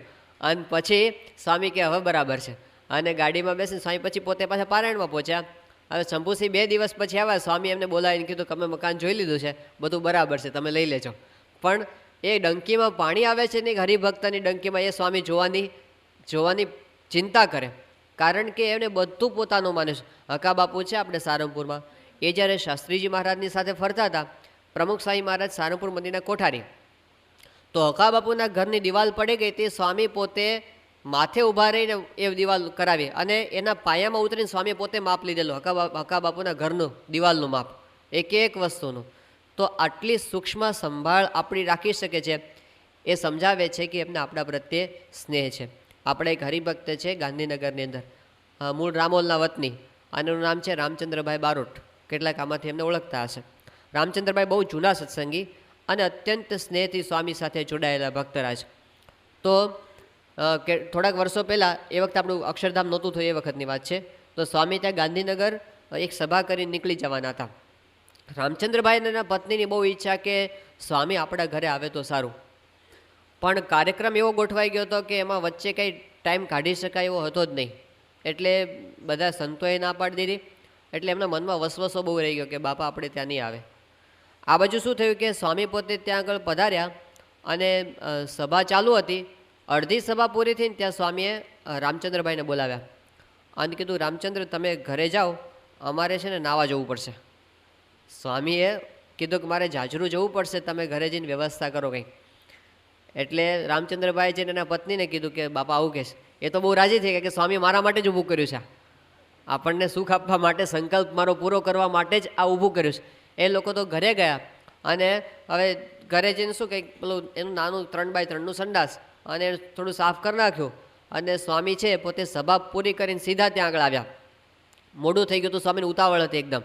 અને સ્વામીએ પોતે કપડાં બદલ્યા અને કટકો પહેરીને અંદર સંડાસમાં સ્વામી ગયા અને હજી બારણું બંધ કરવા ગયા, સ્વામી પાછું ખોલી નાખ્યું. સ્વામી કહે કે રામચંદ્ર અહીંયા આવો તો. એટલે એ આવ્યા ત્યાં આગળ, એ બહાર ઊભા હતા અને સ્વામી અંદર ઊભા હતા. અને સ્વામી તે વાતચીત શરૂ કરી. સ્વામી કહે કે આપણા બોચાસણની અંદર જીકે સ્વામી છે. જીકે સ્વામીના દર્શન આમાંથી કેટલા જૂના હરિભક્તો કર્યા હશે. હરિભક્ત હતા, આજીવન સંસ્થાના સેવક હતા અને બહુ એમને સંસ્થા માટે ભોગ આપેલો. સ્વામી કહે કે આપણા જીકે સ્વામી છે ને, એની જમીનનો એક પ્રશ્ન છે અને એ માટે એમણે કલેક્ટરને બધા પૈસા પણ આપી દેશે, પણ કાગળિયા હજી બરાબર ક્લિયર થતા નથી. તો તમારે છે ને આ બધું કામ કરવાનું છે. રામચંદ્રભાઈ સચિવાલયમાં હતા એટલે એમને આ બધી એમની વગ ખરી આ બધી કરવાની. એટલે સ્વામી કહ્યું તમારે આ બધું કામ કરવાનું છે. પછી એમને સ્વામી આખો કેસ નિરાતે સમજાવવા માંડ્યા. રામચંદ્રભાઈ કે સ્વામી બધું પછી કરજો, અત્યારે તમારી ક્રિયા. સ્વામી કે હું પાછું ભૂલી જાઉં તો સાંભળ અત્યારે બધું. તે એ 12 અને 10 મિનિટ સુધી સ્વામીએ આ રીતે ઊભા ઊભા એને બધી વાત કરી. એક હરિભક્તના વ્યવહારની વાતની આટલી બધી ચિંતા. ગુરુઓ તો સમાજની અંદર ઘણા બધા છે, કથા વાર્તા ઘણા બધા કરે છે અને પારાયણો પણ બધી થાય છે. પણ કેવું હોય કે હજારો માણસો, લાખો માણસો ભેગા થાય અને બધી ગીતાની, ઉપનિષદની ને ભાગવતની, રામાયણની વાતો થાય અને પછી શું, પછી શ્રોતા છે શ્રોતાના રસ્તે, વક્તા વક્તાના રસ્તે, બંનેની વચ્ચે કોઈ સાંધો હોતો નથી. સ્વામી તો ખાલી ઉપદેશ આપે છે એવું નહીં, પણ ભક્તના વ્યવહારની અંદર ડાયરેક્ટલી આટલા જોડાય છે. ઇનડાયરેક્ટલી તો આપણને ખબર છે કે એમણે કેટલી બધી આપણી રક્ષા કરી છે. એક હરિભક્તના અનુભવ છે કે આપણી બાપાએ પ્રાર્થના સાંભળી હોય, આપણી રક્ષા કરી હોય, આપણા સંકલ્પો પૂરા કર્યા હોય, આપણને આશીર્વાદ આપ્યા હોય ને આપણા કામ થયા હોય. આવા તો આપણને બધાને અનુભવ છે. એ તો એમના ઐશ્વર્યથી એમણે કરેલું છે. પણ એને બાજુમાં મૂકીને સ્વામી સીધા ભક્તના પ્રશ્નોને સોલ્વ કરવામાં જોડાય છે. આ એમની કરુણા છે અને આ એમની આત્મીયતા અને સુરતભાવ છે આપણા પ્રત્યે. બાકી પરચા બતાવીને સ્વામી ક્યાં ગઈ, વિષ્ણુભાઈની વાત આપણે જાણીએ છીએ. સ્વામી અહીં બેઠા હતા અને શિકાગોમાં એની દુકાનની રક્ષા સ્વામીએ કરી. આ ઐશ્વર્ય વાપરીને રક્ષા કરી. ત્યાં દુબઈ, અબુધાબીની અંદર આપણે એક હરિભક્ત, એનું નામ લલિતભાઈ ભટ્ટ. તો 1996ની સાલમાં શું થયું, સ્વામી પોતે ફારિસમાં વિચરણ કરતા હતા. એ વખતે એમને ત્યાં એક પ્રશ્ન ઊભો થયો કે એમની નોકરી તો ત્યાં આગળ ચાલુ હતી, પણ એના વિઝા પૂરા થઈ ગયા. હવે એમના બધા દીકરાઓ ત્યાં ભણવામાં સેટલ થઈ ગયા હતા, એમને ત્યાં ફાવી ગયું હતું અને વિઝા એક્સટેન્ડ કોઈ રીતે થાય નહીં. એણે બહુ પ્રયત્નો કર્યા, ઘણા બધા ધક્કા ખાધા, પણ વિઝા એક્સટેન્ડ થાય એવી કોઈ પરિસ્થિતિ નહોતી. એટલે બધું મૂકીને પાછા ભારત આવી જવું પડે એવી પરિસ્થિતિ હતી. તો એમણે સ્વામીશ્રીને આ બધું લખ્યું ફેક્સમાં અને કીધું બાપા આવા પ્રશ્ન છે તો તમે કંઈક કૃપા કરો. તો પછી એનો ફોન આવ્યો ત્યારે સ્વામી ફેક્સ વાંચી રાખ્યો હતો. સ્વામીને આશીર્વાદ આપ્યા કે અમે ભગવાનને પ્રાર્થના કરીશ, હવે જજો, હવે કામ થઈ જશે. એટલે તો બાપાના વિશ્વાસે જ ગયા એમ્બેસીમાં. આમ તો કંઈ હવે આટલા ધક્કા ખાધા થાય એવું લાગતું નહોતું એમને, પણ બાપાના વિશ્વાસે પોતે તે ગયા અને પેલા કાઉન્ટર ઉપર માણસ બેઠો હોય ને એની સાથે બધી એને વાત કરી. હવે એ દરમિયાન આ જાગ્રતની વાત છે, સપનાની વાત નથી. જાગ્રતમાં એ જે પેલો ઓફિસર બેઠો હતો ને એની પાછળ પ્રમુખ સાંઈ મહારાજ સાક્ષાત દર્શન દીધા, મૂર્તિમાન. અને પછી નજીક આવી અને સ્વામીએ પેલા ઓફિસરનો હાથ પકડ્યો અને એના હાથે સ્વામી સ્ટેમ્પ મરાવ્યો, આમ એનો હાથ પકડીને. અને પછી આ જોવે બધું લલિતભાઈ. અને પછી પેલા પાસપોર્ટે આપી દીધો. લલિતભાઈ કહે કે મારી પાસે એણે 50 દિનાર પેલા ઓફિશિયલી લેવાનું એ ન માગ્યા અને કે તમારું કામ થઈ ગયું, ઓકે તમે જાઓ. હવે આ વાત એમણે પછી સ્વામીજીને ફોન દ્વારા જણાવી કે બાપા આવું થયું અને આવો પરચો તમે કર્યો. તો કેટલા બધા હરિભક્તોને આવા તો નાના નાના કામ હશે, એના માટે સ્વામીએ પોતે ઐશ્વર્ય વાપરીને પણ એમની રક્ષા કર્યો, એના સંકલ્પો પૂરા કર્યા હોય. આવું પણ કર્યું છે. પણ એના કરતાં મોટું આપણને આનંદ શું થાય કે એ પોતે મનુષ્ય રૂપે વર્તી અને આપણા પ્રશ્નો સાંભળે, આપણી વાતમાં ભળે છે. આ એમની અત્યંત સુરતભાવની ભાવના આપણને દેખાય છે, આપણને શીખવે છે કે હું આટલો બધો ભક્તો સાથે ઓતપ્રોત થાઉં છું તો તમે પણ બધા એમને પોતાના માનજો, એની અંદર ક્યારેય તમે ભેદભાવ રાખશો નહીં. પાર્લામાં આપણે એક હરિભક્ત છે, એનું નામ છે દિલીપભાઈ પટેલ. કોન્ટ્રાક્ટરનું કામ કરે, બિલ્ડિંગ કોન્ટ્રાક્ટર અને નિષ્ઠાવાન ભક્ત, સ્વામીશ્રીના વૈદ કહેવાય છે. એ પોતા કાંઈ આમ ભણેલા નથી, પણ એમને બધી વૈદ્યની દવાઓની ખબર પડે છે, તો અમુક વખત સ્વામીશ્રીનો ઉપચાર પણ એ પોતે કરે છે. પણ બહુ સ્વામી સાથે હેદભાવથી જોડાયેલા અને જ્ઞાની ભક્ત છે.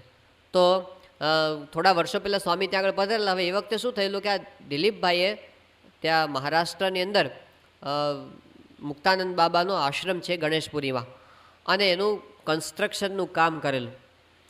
કામ પૂરું થઈ ગયું, પણ એના પૈસા છૂટા થાય નહીં, અને જ્યાં સુધી ત્યાંથી પૈસા છૂટા ન થાય ત્યાં સુધી બીજે પણ એ રોકાણ કરી શકે નહીં. એટલે પોતે મૂંઝવણમાં હતા, ઘણા બધા પૈસા ત્યાં રોકાયેલા હતા. એટલે તો બાપા ત્યાં પધારેલા ત્યારે સ્વામી પાસે એમણે વાત કરી કે સ્વામી આવી રીતે મારું ત્યાં રોકાણ થઈ ગયું છે ને આગળ કંઈ મારું સર્ક્યુલેશન બધું અટકી ગયું છે અને ધંધો આગળ ચાલતો નથી.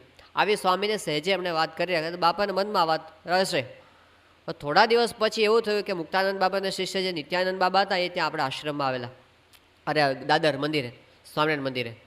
પછી તો સ્વાગત થયું ને સન્માન થયું ને સભા થઈ, કથા વાર્તા બધું, પ્રવચનો બધું થયું પહેલાં માળે.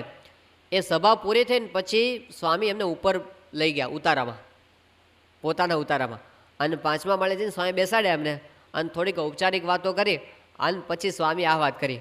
સ્વામી કે અમારે એક હરિભક્ત છે દિલીપભાઈ કોન્ટ્રાક્ટર, અને એણે તમારું કામ કર્યું છે ત્યાં, અને તમે એના પૈસા આપતા નથી ને આપી દેજો. આવું કહેવાય? એક ધર્મગુરુ બીજા ધર્મગુરુને કોકના વ્યવહારની વાત કરે, આધ્યાત્મિક વાતો કરવાની, ત્યાં આવી વાતો કરવાની હોય. પણ સ્વામી પોતે કેટલા નીચે આવે છે આપણા માટે, પોતાના લેવલને છોડી, પોતાના સ્ટેટસને છોડી અને કેટલા નીચે આવે છે એક ભક્ત માટે. આ એમનો સુરદ ભાવ છે. તો શાસ્ત્રીજી મહારાજ, યોગી બાપા, પ્રમુખ સાંઈ મહારાજ, એ બધા જ આપણી નાની નાની ચિંતા કરે છે એમના સુરદ ભાવને લીધે. એ આપણને શીખવાડે છે. વળી પાછું એમાં કોઈ પ્રકારનો ભેદભાવ નથી, બધા ભક્તો પ્રત્યે ભક્તપણું જોવે છે, નાનો છે કે મોટો કંઈ જોતા નથી. સારંગપુરની અંદરમાં રઘુ ભરવાડ છે. હવે રઘુભાઈ છે એને તમે જુઓ ને, તમે એ તો સ્વામી એમને ફેમસ કરી દીધા આખા વર્લ્ડની અંદર. હવે તો પેલી બધી વેબસાઇટ ઉપર ને બધે મુકાઈ ગયું ને રઘુ, ને આજ મારે ઘેર, જેણે જેણે જોઈએ હશે સીડી આજ મારે ઘેર, એ બધા રઘુ ભરવાડને યાદ કરે. તો હવે સારંગપુર કોઈ આવે ને તો ઠાકોરજીના દર્શન કરી, અમેરિકાના ને એવા બધા હરિભક્તો કે રઘુ ક્યાં છે, રઘાને મળવું છે, આવીને પછી એવી વાત કરે. પણ એને એટલા બધા સ્વામી એની સાથે મિત્રભાવથી વર્તે છે, જેમ મહારાજના વખતમાં પેલો રતો બસ્યો હતો ને એ બધા કેવા કહેવાય, પણ એવી રીતે સ્વામી એની સાથે સખાભાવથી વર્તે આ રઘુ ભરવાડની સાથે. તો એમને કોઈ ભેદભાવ નથી કે આ મોટો માણસ, આ નાનો માણસ, પેલો ભગત ખરેખરો છે.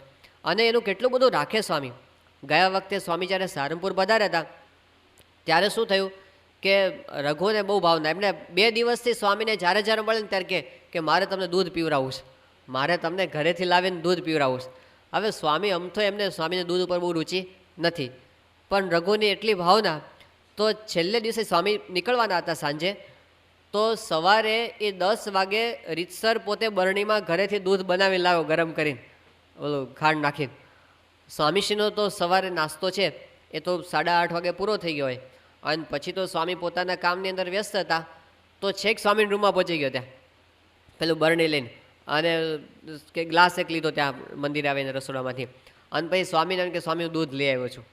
હવે બાપાની તો પ્રકૃતિ એવી છે કે આમ તો એ જમવામાં અત્યંત સંયમ રાખે, અને એમાંય આ વચ્ચેના ટાઈમમાં તો સ્વામીને કાંઈ લેવું અનુકૂળ ના આવે.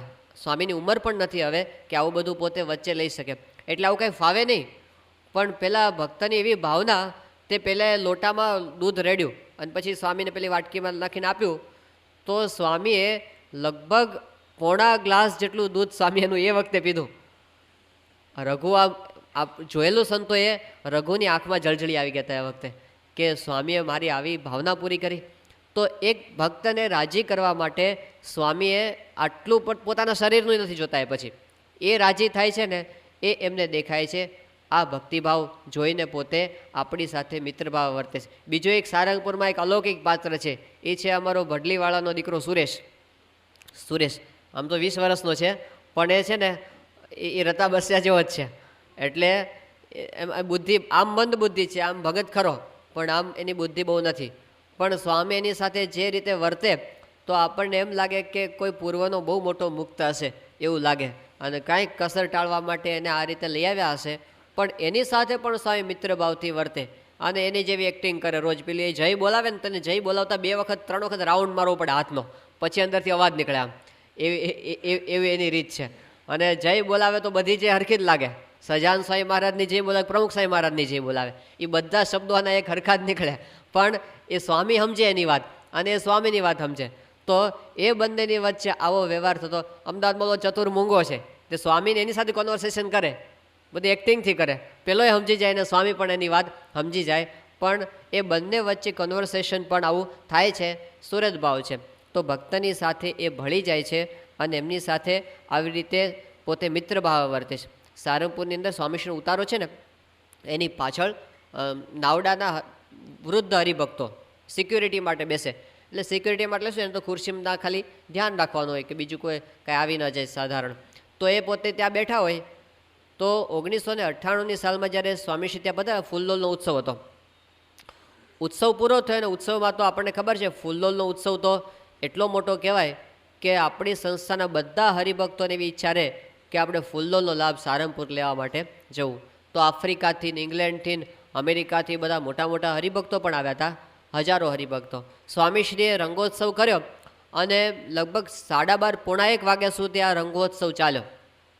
એ પૂરો કરીને સ્વામી ઉતારે પધાર્યા અને જ્યાં ઉતારે સ્વામી ગાડીમાંથી ઉતર્યા અને ઉતારા તરફ જતા હતા પોતાના, અને ત્યાં પેલા બે હરિભક્તોને સ્વામી જોયા. સામાન્ય ગામડાના ખેડૂત ભક્તો, પણ સ્વામી એમના તરફ વળ્યા, ઉતારામાં જવાને બદલે એમના તરફ. સંતોન થયો ત્યારે મોડું થયું છે, સ્વામી આમ ક્યાં જાય છે પાછા. પણ એની બાજુમાં જઈ પેલા હરિભક્તોને ખબર પડી સ્વામી આવે છે, એટલે એ સામા ગયા અને સ્વામી એમને કીધું કે તમે ત્યાં આવ્યા હતા ઉત્સવમાં? કે બાપા ત્યાં તો કેવી રીતે અવાય, કારણ કે અમારી સેવા હતી. સ્વામી કેમ, તમે રંગાવામાં બાકી રહી ગયા છો? એ કે હા સ્વામી, અમે નથી રંગાયા. તો સ્વામી આમ આજુબાજુ જોયું તો પેલા સેવક સંત હતા ને, એમનું પેલું ધોતિયું ભીનું, ગાતરિયું ભીનું થઈ ગયું હોય ને, આ બધું રંગ ઉડે હોય બધામાં. સ્વામી એનું ગાતરિયું નીચોવ્યું અને જેટલા પેલા પાણીના પેલા રંગના ટીપા આવ્યા ને, સ્વામી બંનેની ઉપર થોડા થોડા નાખ્યા. સ્વામી કે જાઓ, તમારો રંગોત્સવ થઈ ગયો. તો આવો નાનો ભગત રંગાયા વિના રહી જાય એ એમને ચિંતા રહેશે, અને એટલા માટે એમને પણ રાજી કરવા માટે પ્રયત્ન કરે છે. આ સુરત ભાવ છે, એમાં નાના મોટાનો કોઈ ભેદભાવ હોતો નથી. અને એને એમ છે કે હું આના માટે શું કરી નાખું, એવું થાય છે. ત્યાં અલ્હાબાદની અંદર 1986ની અંદર પાંડુરંગ દાદાએ પેલું ઉત્સવ કરેલો અને એની અંદર સ્વામીશ્રીને આગ્રહપૂર્વક આમંત્રણ આપ્યું તમે પધારો. એટલે સ્વામીશ્રી ત્યાં આગળ દિલ્હીથી અલ્હાબાદ ગયા હતા. તો અલ્હાબાદ તો આપણા માટે બહુ નવું કહેવાય અને ત્યાં કોઈ હરિભક્તો નહીં આપણા. તો દિલ્હીથી જ્યારે સ્વામીશ્રી અને સંતો અને હરિભક્તોનો સંઘ એ બધા ત્યાં અલ્હાબાદ જવા, દિલ્હીના હરિભક્તોએ આ 2-3 દિવસ ચાલે એટલું ભાથું બાંધી આપ્યું હતું ભેગું, કે કોરો નાસ્તો ને એ બધું. એટલે ઠાકોરજીને ધરાવાય અને આ બધાને નાસ્તા પૂરતું ચાલે, કારણ કે ત્યાં આગળ રસોઈ બનાવવાનું મેળ પડે નહીં અને કોઈ ત્યાં ભક્તો બીજા હોય નહીં કે જેના તરફથી બધું આ પ્રાપ્ત થાય. તો એવી વ્યવસ્થા કરેલી પહેલેથી. અલ્હાબાદમાં સ્વામીશ્રીનો ઉતારો હતો એક જગ્યાએ. હવે આ બાજુ શું થયું કે સૌરાષ્ટ્રમાંથી બધી બસો જતી હોય છે આ યાત્રામાં, તો એવા ગરડાની બાજુમાં નાની વાવડી નામનું એક ગામ છે, અને ત્યાંથી ગામના બધા માણસોની બસ 4 ધામની યાત્રા કરવા માટે જતી હતી. તો ગામના જે 3-4 ભક્તો હતા, હરિભક્તો, એ બધાને થયું ચલો બધી યાત્રા થાય, આપણે ભેગા ભેગા યાત્રા થઈ જાય. એટલે એ લોકોએ બસની અંદર જોડાયા હતા. હવે બસ ફરતી ફરતી એ લોકોને અલ્હાબાદ આવી. પ્રશ્ન શું થયો હતો કે બસનો જે કોન્ટ્રાક્ટર હતો એણે પહેલાં એવું કીધું હતું કે આપણે રસોઈ કરીને બધાને હું જમાડીશ, પણ રસ્તાની અંદર એ કોન્ટ્રાક્ટર ફરી ગયો અને એ કહે કે હવે મારાથી વ્યવસ્થા થશે નહીં, હું હોટલ પાસે ગાડી ઊભી રાખીશ, બસ ઊભી રખાવીશ, જેને ખાવું એ હોટલમાં જઈને ખાઈ લે. બીજા બધા તો હોટલમાં જઈને ખાવા માંડ્યા, પણ આ જે હરિભક્તો હતા એ તો પાછા નિયમ ધર્મવાળા કે આપણે તો બહારનું હોટલનું ખવાય નહીં. એટલે એમને પ્રશ્ન ઊભો થયો તો એ તો બિચારા કાંઈ ફ્રૂટ ખાઈ લે, કાંઈ વેફર ખાઈ લે કે પછી કંઈક કેળા કે એવું બધું સિંગ એવું ખાઈને ચલાવવા માંડ્યા. 3-4 દિવસ પસાર થઈ પછી એ લોકો ત્યાં અલ્હાબાદ આવ્યા. અલ્હાબાદમાં એનું રોકાણ હતું 1 દિવસ પૂરતું. ત્યાં હરિભક્તોને ખબર પડી કે પ્રમુખ સ્વામી આવ્યા છે, એટલે એ તો આમ ખુશ થઈ ગયા આપણે સ્વામીને મળીએ. તો શોધતા શોધતા એ લોકોએ સ્વામીના ઉતારા સુધી પહોંચી ગયા અને સ્વામી આ કાઠિયાવાડના ભક્તો, એટલે સ્વામી કે આવો અહીં ક્યાંથી, એટલે એ લોકોએ બધી વાત કરી કે સ્વામી અમે યાત્રાએ નીકળ્યા છે ને આવી રીતે 4 ધામની યાત્રામાં બસ જાય છે. તો સ્વામી એમને પૂછ્યું કે કેમ તમારી યાત્રા સારી ચાલે છે? કે હા સ્વામી સારી ચાલે. સ્વામી કે કંઈ પ્રશ્ન નથી ને? એટલે હરિભક્તો એમને કંઈ બિચારાને અપેક્ષા નહીં, પણ એમને સહેજે કીધું કે સ્વામી આમ તો કોઈ પ્રોબ્લેમ નથી, પણ ખાવાનો પ્રશ્ન છે.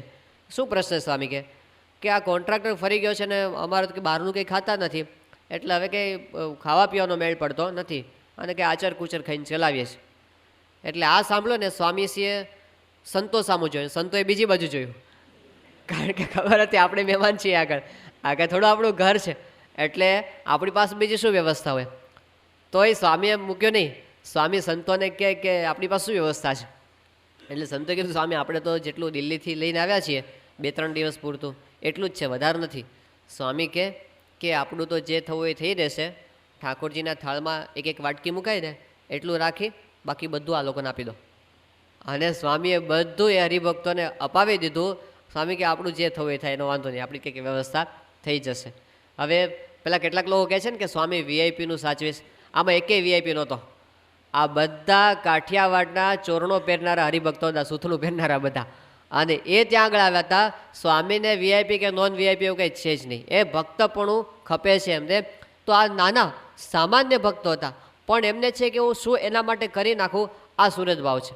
અટલાદરામાં સ્વામી બિરાજમાન હતા, અને રઢુના તુલસીભાઈ ત્યાં, એ તો જૂના હરિભક્ત, બહુ શાસ્ત્રી મહારાજના વખતનું પરિવાર આખો મોટા સ્વામીનો.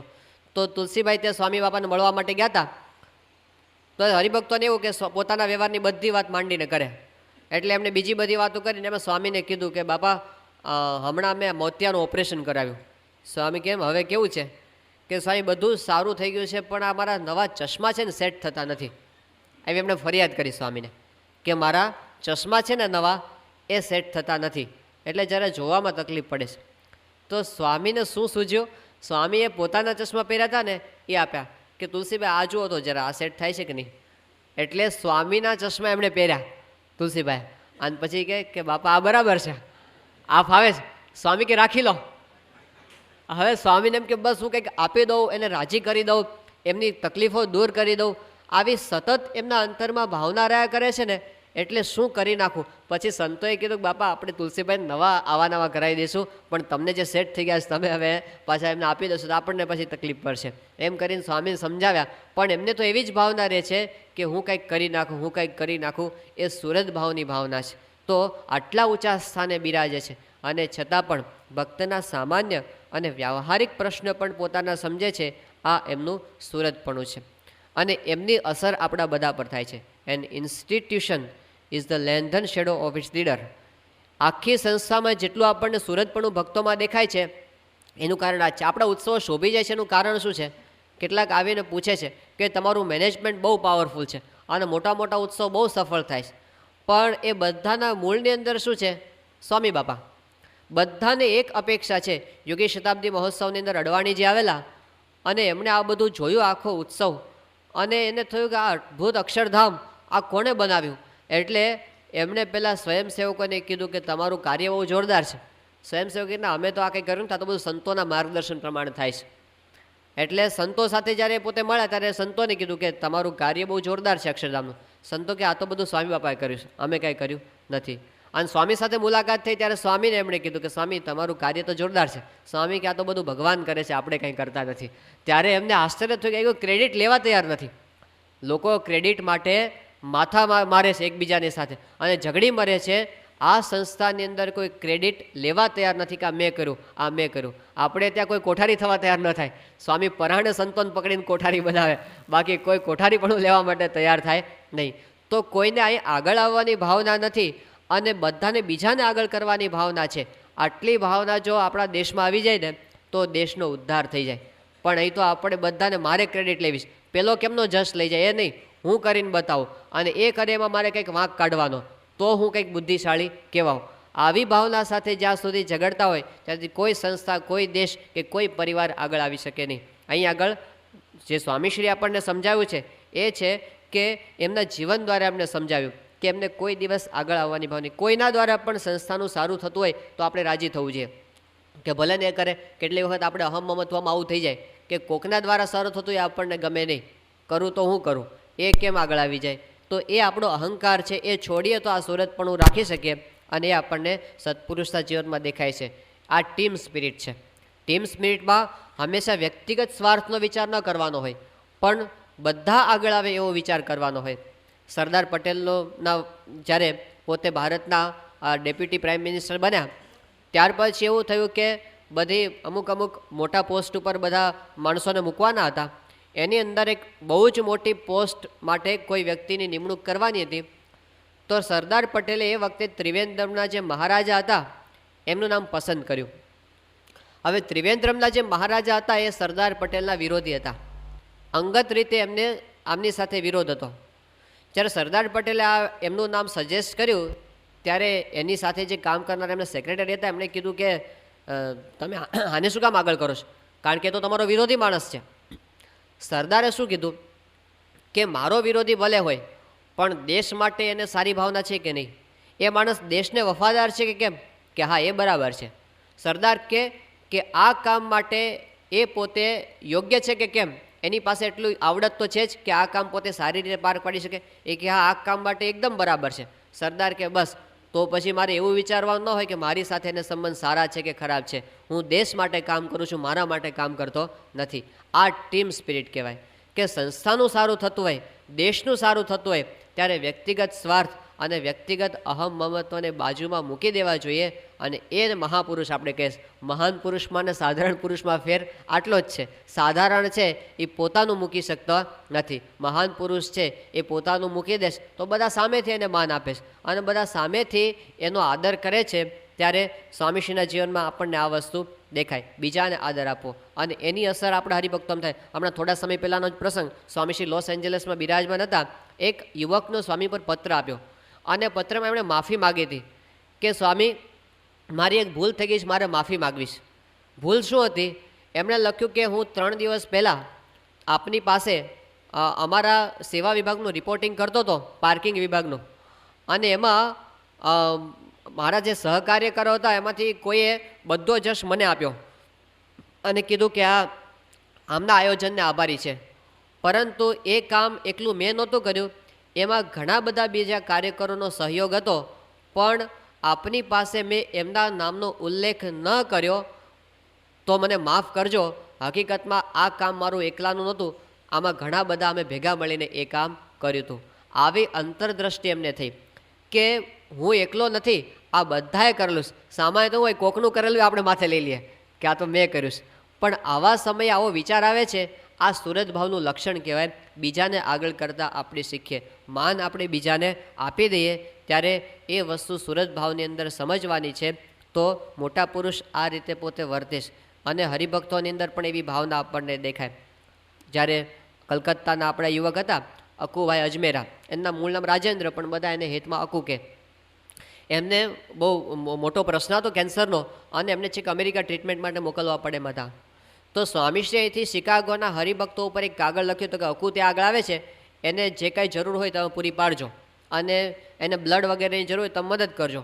આવું સ્વામી હરિભક્તો પર જનરલ કાગળ લખેલો. તો એમને ત્યાં શિકાગોની નજીક હોસ્પિટલમાં દાખલ કરવામાં આવ્યા. હવે અમેરિકામાં તો એવું છે કે કોઈ કોઈને પૂછે નહીં કલ્યાણ કેમ થાય, એકબીજાનું કોઈને પડી હોય નહીં. આવે સગા સંબંધ આવે તો પડ્યા રહે મોટેલની અંદર, પછી એની સાથે કંઈ લેવા દેવાનું હોય, કારણ કે બધા પોતાના કામમાં એટલા બધા બિઝી હોય. પણ સ્વામીનો આ પત્ર ગયો અને એની એવી અસર થઈ કે પેલા અકુભાઈને જ્યારે બ્લડની જરૂર હતી, ઓપરેશન હતું, એક આખી બસ ભરીને હરિભક્તો બ્લડ આપવા માટે ગયા, આખી બસ ભરીને. તો કે આટલા બધાની શું જરૂર, પેલા હોસ્પિટલમાં વિચારવા પડી ગયા, એક માણસ માટે આટલા બધામાં પહેલી વાર જોયા. ત્યારે બધાએ કીધું આ તો અમારા ગુરુનો આદેશ છે અને આ તો અમારા ભક્ત છે એટલે અમારા સંબંધી કહેવાય. અને કીધું કે અમારામાંથી જેનું મેચ થાય એનું લઈ લો, કે બ્લડ ગ્રુપ તો બધાનું સરખું જ છે, પણ જેનું વધારે મેચ થતું હોય ને એ અમે આપી શકીએ, એટલા માટે અમે બધા લઈને આવ્યા છીએ. તો આવી ભાવના જે પરસ્પર સુરત ભાવની છે. પછી ઘનશ્યામ વલ્લભ સ્વામીના ભાઈ ત્યાં અમેરિકા રહે છે, એનું નામ છે દિનેશભાઈ શાહ. એ અમેરિકા ગયા પછી એમના બનાવીને ત્યાં પોતે રહેતા હતા. હવે આ દિનેશભાઈ તો સત્સંગી એટલે ડુંગળી લસણવાળું ખાય નહીં, અને એમના જે બનેવી હતા એ તો એવા સત્સંગનો એમને યોગ નહીં, એટલે એમના ઘરમાં બધું ચાલે. તો આ એમને ત્યાં રહેવા ગયા એટલે આમના માટે પેલું ડુંગળી લસણ વગરનું બધું જુદું કાઢવું પડે. કાંઈ ઝાઝો દાખલો નથી એની અંદર, પણ અમેરિકા છે ભાઈ આ તો. તે એ લોકોએ અઠવાડિયું 10 દિવસ 15 દિવસ થોડો ટાઈમ ચલાવ્યું, પછી એમણે દિનેશભાઈને સ્પષ્ટ કહી દીધું કે આવી માથાકૂટ અમને પોસાશે નહીં, રોજ તમારા માટે ડુંગળી લસણ વગરનું અલગ કાઢું એ કે અમને પોસાય નહીં. અને રીતસર આમ કાઢી મૂકવા માટે તૈયાર હોય ને એવી પરિસ્થિતિ આવીને ઊભી રહી ગઈ. એટલે આ દિનેશભાઈ એકદમ મૂંઝાયા, હવે શું કરવું. અને એમને આપણા હરિભક્તાઓ એડિશનની અંદર મહેશભાઈ, એમના ઘરે ફોન કર્યો અને કીધું કે આવી પરિસ્થિતિ છે. મહેશભાઈ કે જરાય મૂંઝાશો નહીં, મારે ત્યાં આવી જાઓ, અત્યારે જ આવી જાઓ. અને એ પોતે એમને ત્યાં ઘેર રહેવા જતા રહ્યા હજી દિનેશભાઈ તો નવા નવા હતા, કંઈ રહેવાની વ્યવસ્થા નથી, પોતાનું મકાન. 4 મહિના સુધી એ મહેશભાઈને ત્યાં રહ્યા અને દિનેશભાઈ બાપાની પાસે આ પોતે વાત કરતા હતા. એ કે બાપા હું 4 મહિના એને ત્યાં રહ્યો, મને સહેજ પણ અણસાર આવવા નથી દીધો કે હું કોઈક પારકો માણસ છું. એવી રીતે એમણે મને સાચવું, અમેરિકામાં કોઈ સાચવે નહીં, અને આવી રીતે મને રાખો. આટલું કહેતા કહેતા તો એની આંખની અંદર પાણી આવી ગયા. બાપા પણ મહેશભાઈ ઉપર રાજી થયા. તો આવો જે સુરત ભાવ, ભક્તોના દુઃખે દુઃખે ને સુખે સુખી, એમના માટે ઘસાઈ છૂટવાની ભાવના આ મહારાજને પણ ગમે છે, સ્વામીને પણ ગમે છે, એમાં એમનો રાજીપો થાય છે. તો એવા સુરત ભાવની વાત યોગી બાપા પ્રાર્થના કરે છે કે અમારી અંદર આવે અને અમે એના દ્વારા આપને રાજી કરી શકીએ. તો આવા ગુણો એ આપણે પણ સ્વામીશ્રીના જીવનમાંથી જોઈ અને આપણા જીવનમાં કેળવી શકીએ એવી એમના ચરણોમાં પ્રાર્થના. શ્રી સ્વામિનારાયણ ભગવાનની જય.